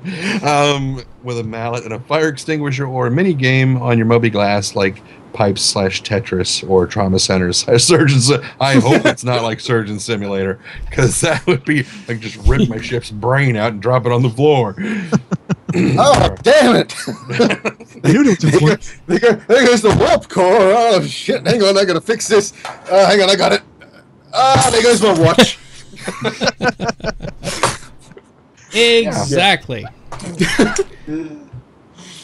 Oh, dear. Okay. So does that answer the question? Yes. I want the little robot from the black hole. The little sad one. Yeah, Vincent. The little sad one. It was like one was voiced by Roddy McDowell. Yeah. It was so depressing. But have him out there like flying around and fixing shit as it's getting blown up. I think that's what I want. I want ones like Amy from Red Planet. That was a kick-ass robot, man. She was kick-ass. Oh my god, she was awesome. All right, guys, we're giving this ship away in 9 minutes. Oh my god, 9 minutes? 9 minutes. We're going to do the giveaway. Maybe I should read faster. Yes, read fast. Well, the show's not over in 9 minutes, but we're going to. Oh, okay. Oh, was it Bob? I think it was Bob. Was it the little robot? Bob was the cowboy one. Yeah, but he was the sad one, right? The one that lost his arms and stuff. Well. Yeah, Bob was the old sad one. Yeah, I want Bob. Okay, Bob. Sad eyes, yeah. All right, moving on. Mr. We're the best. Yeah, who got killed at the end. So I want Maximilian. Maximilian, yes. Rip out Norman Bates' guts through a book. That would be awesome. Anyway, so similar to the previous repair minigame question, God, it's like we just asked it. Speaking of which, this is also from Cyberwolf. Do you want hacking to be a passive press hack and it does like a die roll thing, or do you want a minigame like EVE Online, Shadowrun / Deus Ex inspired systems? What type of system? We kind of answered this one already. Yeah. Mm-hmm. This is as long as it's not a quick time event. Yeah, we're just not gonna. Let's skim right over that one. Let's move it on. Okay. Then, I guess. From MRSA0413, the question is, I am looking into getting into the game and going to drop $140 for a ship, alpha, and beta access.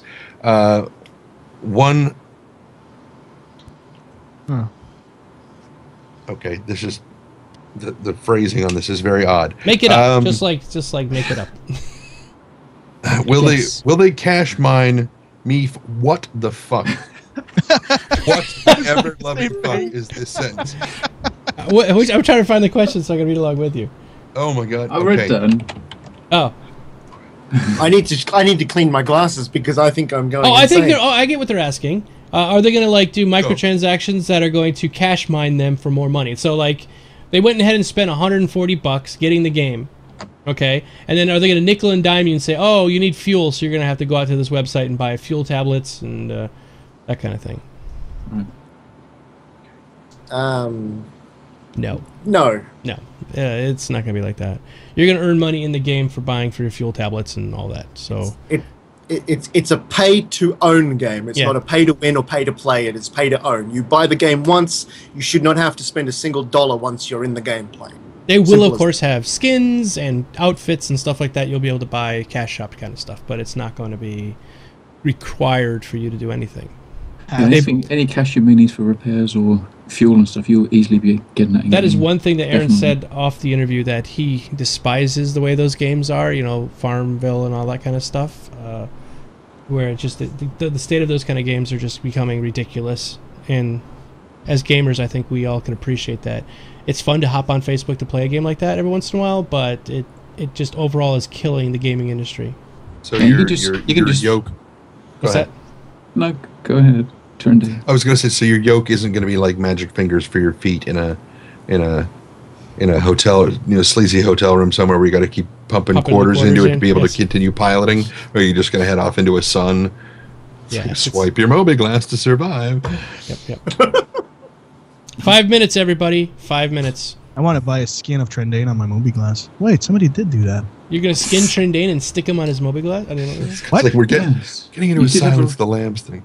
Yeah. Go, Bob. Go. Your turn, Bob. Yeah, I remember seeing the picture you did of that Ricko of Trendane on the Moby glass. We had it on the show here, but I don't... Yeah, we did. That's okay. We did. Next question. Yeah, next question.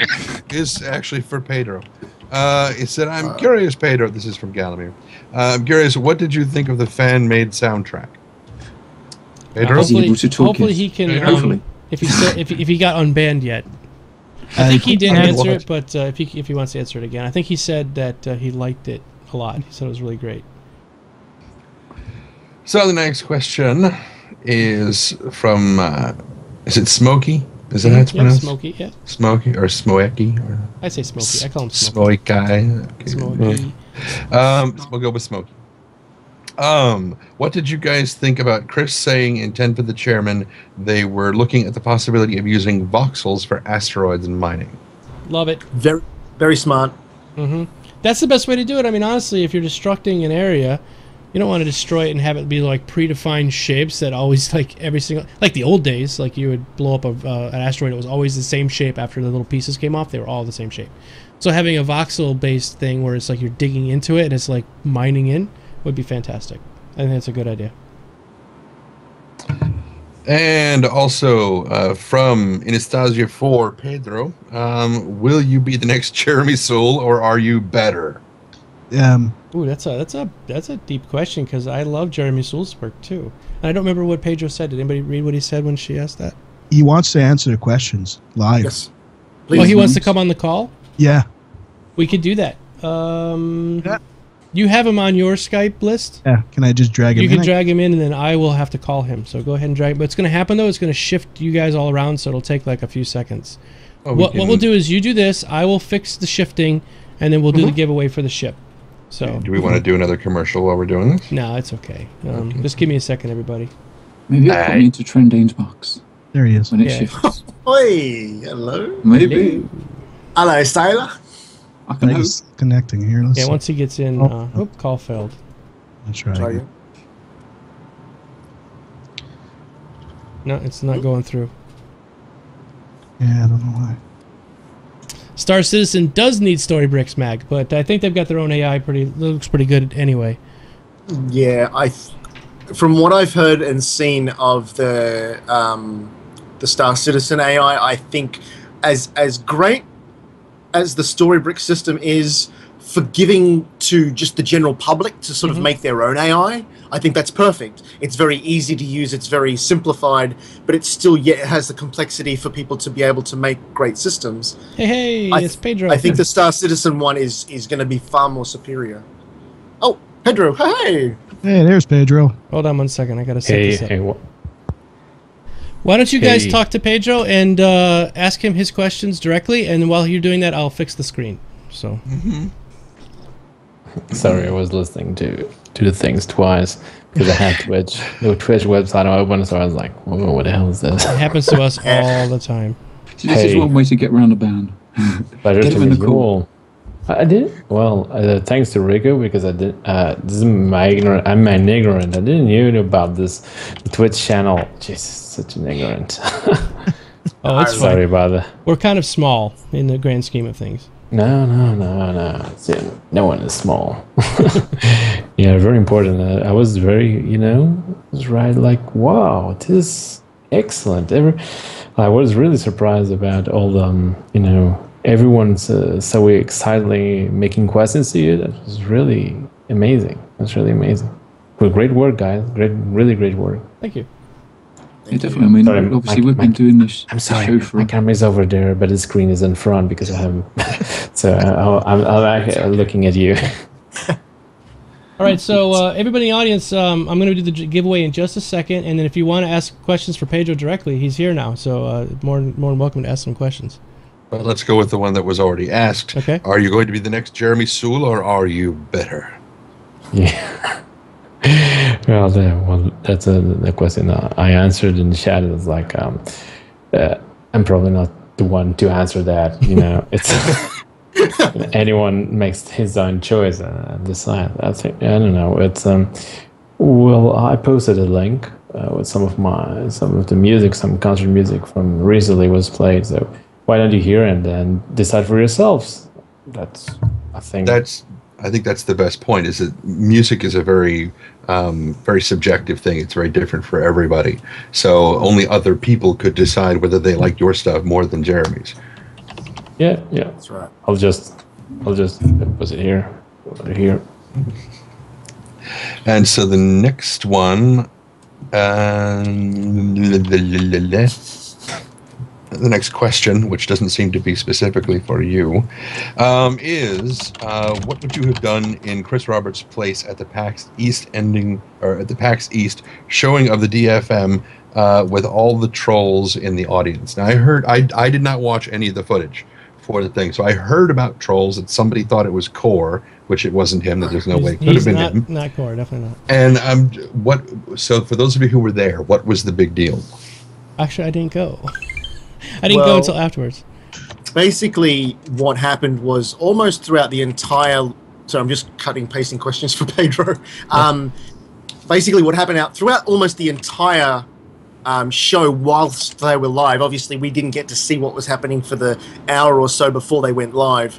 But there was one particular individual and maybe a couple of others who were being obnoxious, but one in particular who was being very disrespectful towards the SIG team and Chris in particular whilst they were up on stage, shouting out all sorts of ridiculous stuff and not really giving Chris a chance to, sort of defend himself, yelling things like CryEngine sucks and this is why you shouldn't use CryEngine, because what happened that they didn't realize was the machine that had the stable build that they brought with them to PAX, the machine itself physically failed. They'd spent hours playing the game beforehand and at no crashes whatsoever on the stable build, but that machine dodged up and didn't work. And so they had to get an unstable build from Texas, from Austin, and that had just been recently patched and hadn't been tested properly. And so they implemented that into the rigs there, and consequently had a bunch of issues because they were running an untested build, and everyone's up in arms about it, or the ignorant people who weren't just happy to be there and to see something working and live. So that happened. A bunch of asses that had been drinking a bit too much got boisterous and started yelling out stuff that really, honestly, I'm surprised someone didn't, violently react towards the stuff he was saying. But, thankfully not. I guess no one wants that sort of thing going down on a live event. But, So I guess, Pedro, what's your view on that particular situation? I mean, did you watch it? Did you watch it happen? Were you there? I mean, I don't know. I was not there. I was actually working, composing, so there was no time to be there. Unfortunately, I hope to be there next time. What sort of music would you have composed for it? But I think in every event there are always situations you cannot foresee. So I'm sure Chris just handled it very cool, because he is always very cool about it. He's very adult and mature, and that's why the game is great. And that's just a sign of it. Just another sign that of he's actually a very special individual. And about the situation,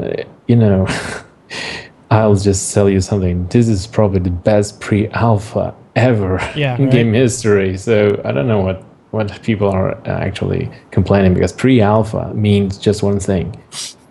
Oh my God! It compiled and it's running for the first time. That's pre-alpha in game industry. So, and what you actually got was not actually. It was like a game that had live orchestra in it. There's no pre-alpha. You have everything with live orchestra. You already had everything with sound, with an amazing detail, which will be improved even further. But it's amazing detail. You had a game that had. It rocked. I don't know if you noticed, but it looked absolutely beautiful for me, to my eyes. Especially I was following the development, and it's incredible how much they put in effort in everything to make it look just awesome. Personally, I was completely blown away with it.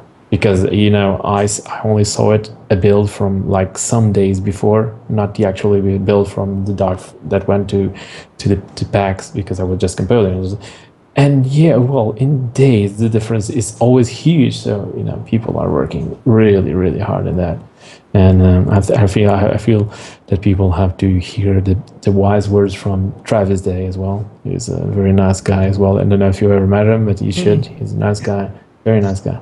Actually, one of our DJs met him at PAX East, DJ Rowe, and I think he chatted with Travis for half an hour, 45 minutes, and he told me about those commercials that were done for all the ships. And he produces, right?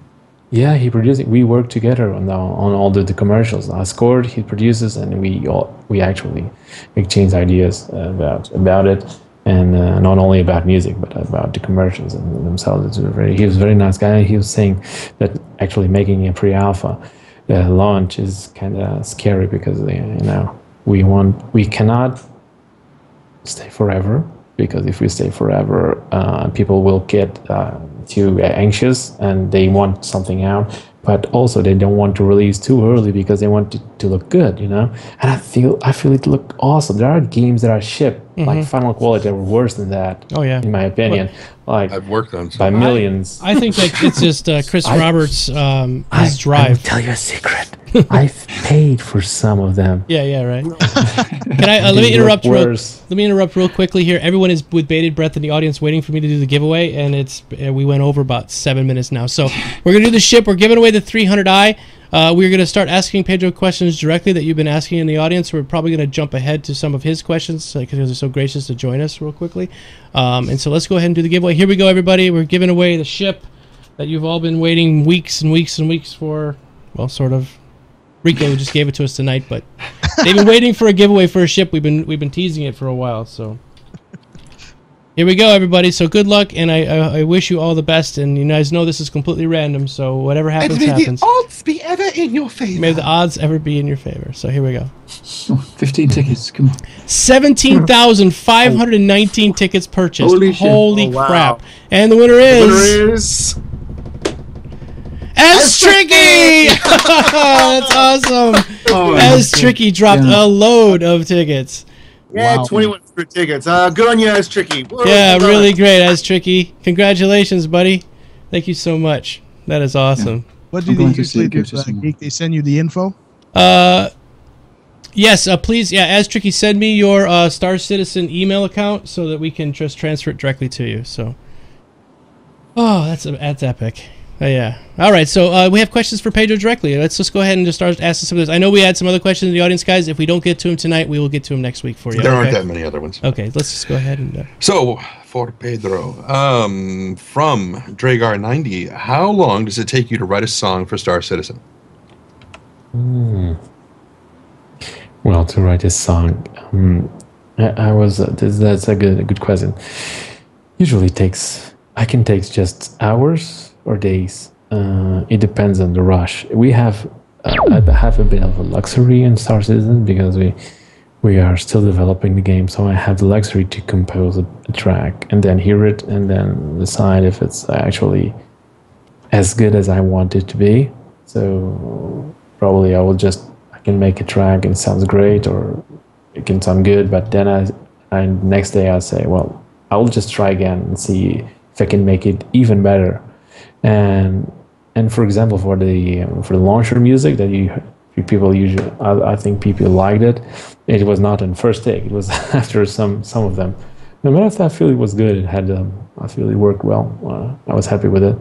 And also you have to have in mind that I do make the MIDI simulation is actually very realistic. So the music that you heard in the launcher was just MIDI. So it actually sounded like an orchestra, but it's just MIDI. Really? There's no, wow. Yes. So so my rig has like 176 gigabytes of RAM. So it's the 5 PCs down there. What? I just did a Little John. What? And that's just for the soundtrack, so don't you start with me about the game. I was going to say, so you're going to have no problems flying in the game. Wait. 176 gigabytes of RAM just for the simulations of what the orchestra will play, and then that's what you'll get. So that's epic. Wow. So yeah, so that's how I do it. So I have at all times I have in my hands like a full 5.1 orchestra in my fingertips, and I can can do whatever I want with it. So it's cool. I could do it right now.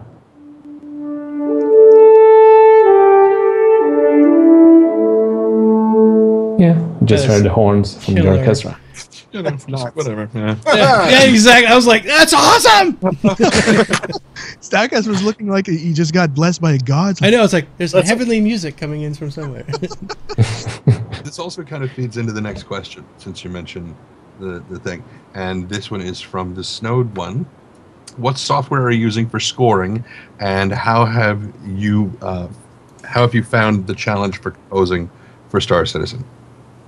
Well, I use Cubase essentially, so that's the DAW I use, and I've used many like Logic and Sonar, and there's also Digital Performer, and but at least for me, there is no best software for anyone, and each one decides. But for me, it's Cubase, and that's the same that Hans Zimmer uses, and most hardcore guys I know in Hollywood that use just Cubase. It's just solid. It's a solid thing. So that's what he uses. And about the second part of the question, the challenge, it's just been cool. It's been really, it's very easy to work with Chris Roberts. I was the personal pick of Chris Roberts. So, and he's very easy to work with. So he gives me the enough freedom for me to try to explore possibilities, but he knows what he wants as well. And he's and above all, what you can feel is that he has such a passion about the game. Man, I feel the best part of all the dogfighting module reveal was not actually the game itself, was looking at Chris' eyes, looking at the game. I don't know if you noticed, he was, everything was there, it's his child dream. I'm just fulfilling his dream. So, and it's very good. Very good. It's really good. Next question is from TK Nightcrawler. Are there any instruments you are using or planning to use that we might not expect? Oh, plenty of them. And especially for planets in the future, I plan to make a soundscape for each planet. So I heard some time ago that people, when they heard the launcher music, it was just orchestra. So why is that? Because that track was thought for Squadron 42. Actually, the movie inside Star Citizen. So and that part, Squadron 42, I want it for now to be mostly orchestral, but everything else outside the story itself, it will have a complete set of things, like synths for the wildest analog synths you can think about, to actually percussion that you don't usually like. You can make percussion out of sand, out of kitchenware. You can use anything to make a. You can make anything. It's just I like to blend many things, and I think, well, so what's something you won't expect? Well, electric guitars, for example. Maybe you're not expecting, but that's for sure. And it will be part of the soundtrack later on. So or like this is not a theremin. I was going. Well, yeah, theremin. Yeah, I mean, theremin would be more like. Yeah, but still, they've got theremin. Dual theremins, man. What I was thinking of was if you took if you took a just like an arrangement of different glasses that you when you play. Oh, glasses! With water, and then just distort them. Yeah. Oh yeah, it's cool. That's just great. No, I actually have libraries made of glass sound, so I will definitely use them. I really, I mean, I really like to make many kind of genres and mixing things up. It will be all linked with the orchestra in the middle, but for the dogfighting multi-music, orchestra is just a little tiny bit of actually what you hear. Mostly what you hear is just percussion, like really large taikos, Japanese instrument. Mm-hmm. Then you hear synths, and then you hear the orchestra itself. So it's just a complete mix of things. I like it. I like that. I think it works very well. At least I do.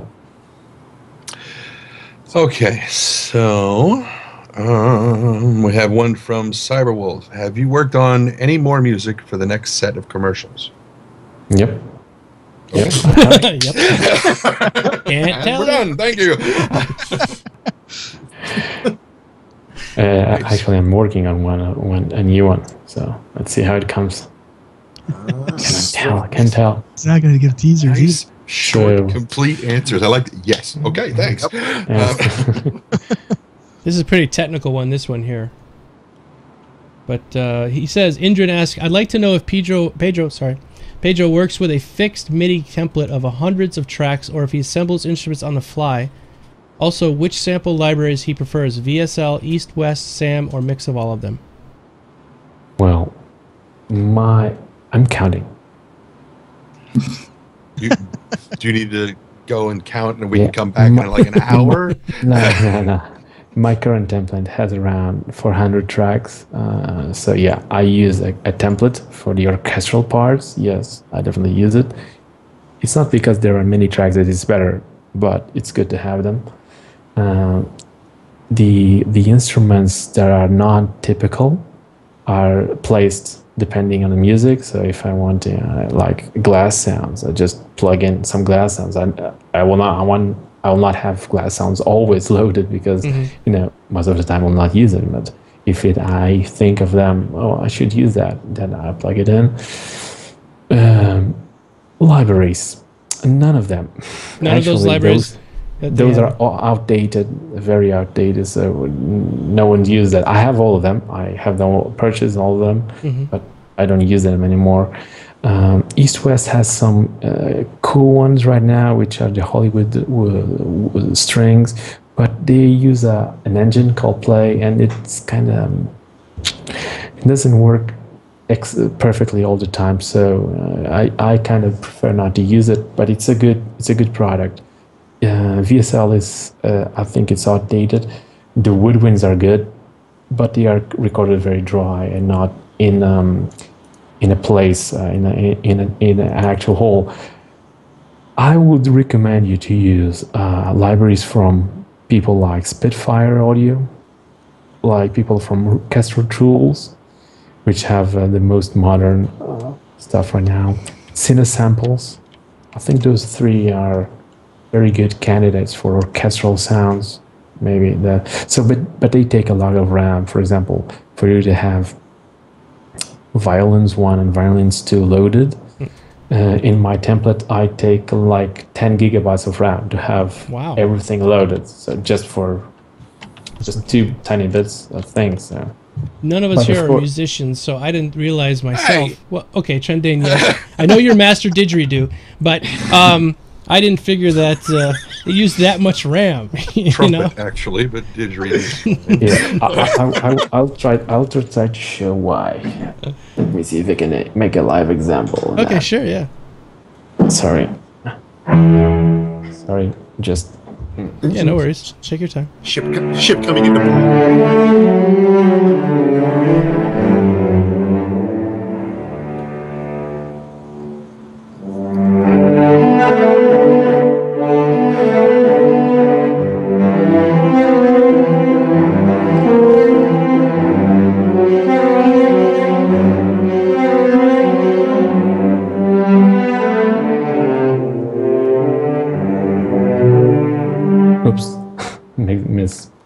Whoops, that sounded beautiful. That's awesome. That's awesome.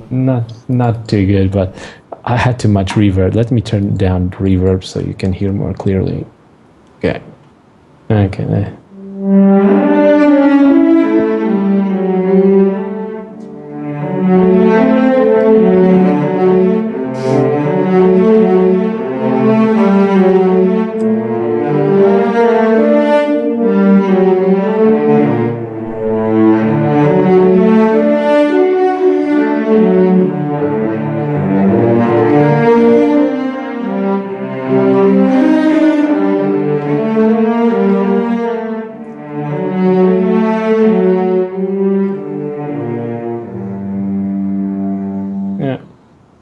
It's absolutely beautiful. Oh my god!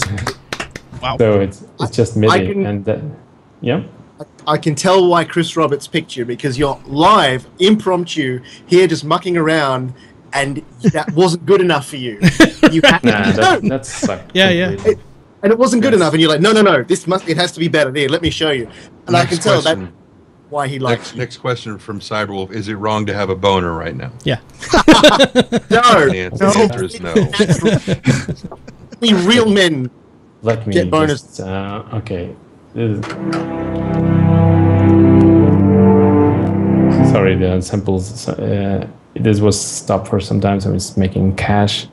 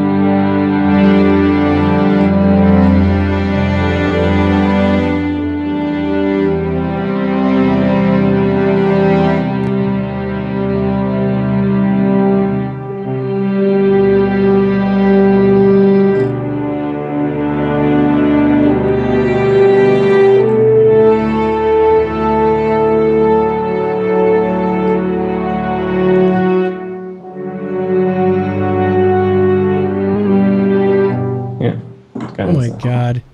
I can just imagine flying my ship and just listening to that in the background, just like floating through space. Nah, this will be too bad. No, don't. No! It's so soothing. Oh my god. That's awesome. Yeah. No, this is just. This has no composition interest. This is just some. This is not. This is just a kid could have done it. So no. Well, no way. No. Trendane, are you okay? I'm all right. I'm just reminded that artists tend to be a little. Yeah, okay, next question. I can't read the name because there are tears in my eyes, but I can read the question is Trendane crying. Yes, a little bit. So yes, me too. It's all right. I'm covering it up. No, okay. You want me to answer? I'll ask it. Okay, where are we? Please go ahead, please. How long have you been working on Star Citizen? When did you get approached by Chris Roberts? Okay. This is I will answer it very personally, and since it's Geekdomo and actually is a kind of geeky and yes, we're very geeky around here.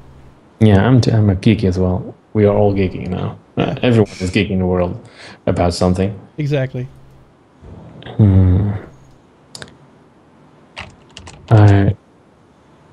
I read about the game at, about September 2011, and I was like, they were starting the Kickstarter campaign, and I was like, this was, I was a huge Wing Commander fan, so I knew Chris Roberts for decades area, so I knew him perfectly. And I didn't even try to contact him because I thought, well, probably he has some guy from Hollywood just next to him. He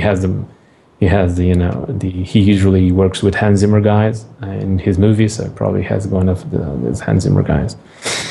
But then my wife was pregnant, and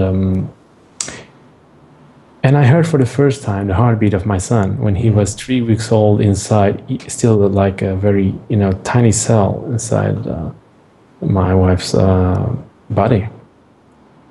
And I remember to feel such a happiness that day that I said, what the hell? I'll just contact Chris. Mm-hmm. And so I did. And Chris answered to me and said, I never answered before any composer, but I heard your stuff and I just loved it. And then he went from there. And I was a personal pick from Chris Roberts.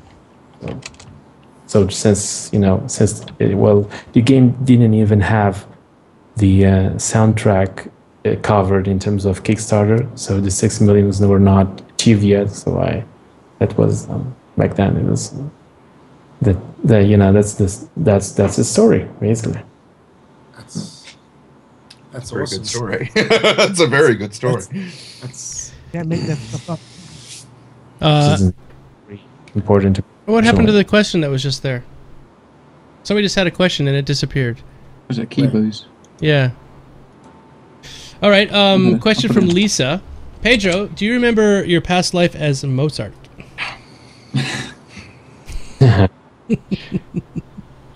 But you don't have to say yes. No, okay. These are silly questions. We get questions, all kinds of questions. But there's an answer. Okay. But when I was 10, I read stories about Schubert, or for example, where he admitted when he was composing actually his best music, it was just as if someone was next to you telling the notes. Mm. And this it sounded very odd to me, but it happened to me. It happens to me sometimes, and it has happened in Star Citizen.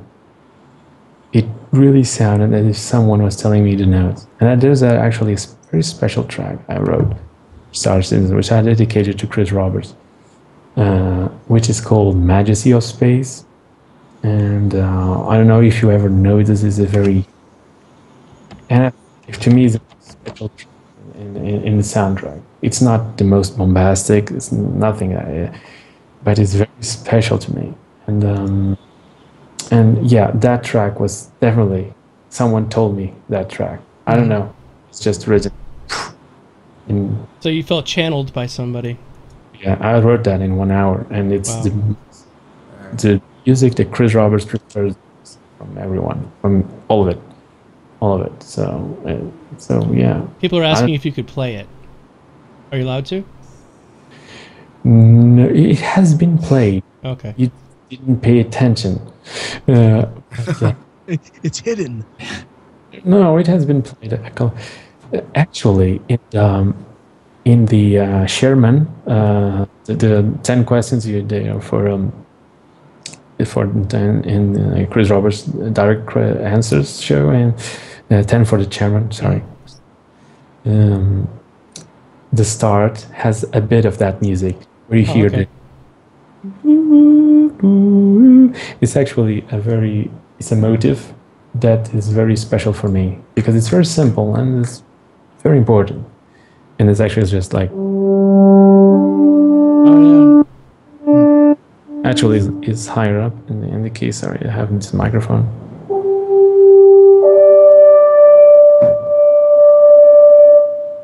Yep, I do remember that. Yeah. So that the beginning part of that is the epic Chris Roberts song that you wrote specifically for him. I don't know if it's epic, but it's pretty epic. And it's actually, I will just tell you why, another secret about this. So the notes that I play are G, D, G, B. So it's actually very simple. And I want it to be very simple, but the most important note is the last note, which is B. And it's B because of the name of my son. Oh. It's the first letter from his name. So that's why I picked those notes. And so it was not, those notes were handpicked in a very specific order. So but the last about my son, which was the reason I actually contacted Chris Roberts. And that's the reason I'm working on Star Citizen. Right, all ties together. Yep, very important. Question from Kibo. Basically, Indran has another question. Believe it or not, I worked on 3 Emmerich films, ghostwriting. Do you need any additional composers? I'd love to. Damn, I would do it for free. I didn't understand the last part. Sorry. Okay, he said this is from Indran. I think he's German. He was saying he's German. Believe it or not, yeah, Emmerich. Okay, I'm sorry. I'm really bad with pronunciations, by the way, so it's my thing. Believe it or not, I worked on 3 Emmerich films, ghostwriting. Do you need any additional composers? I would love to. Damn, I would do it for free. Well, first, don't do it for free because because it's just plain wrong. That's it. You need to be paid. Everyone needs to be paid because you cannot live out of air. You have to at least pay the bills for the water. Right, so right. Don't do it ever in your life.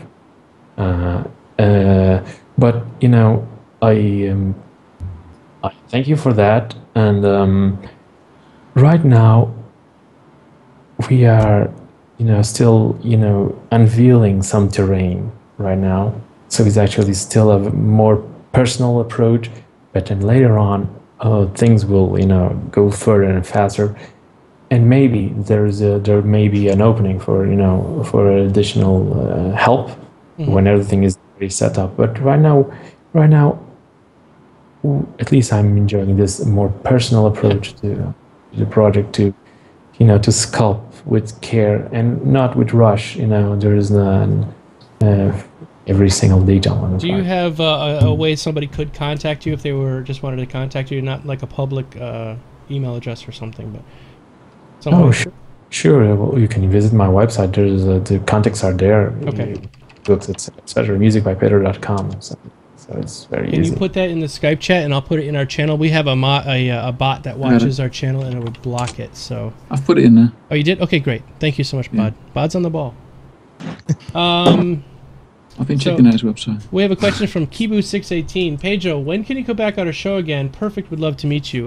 We have a composer on our show who did our intro music, and he's not here today.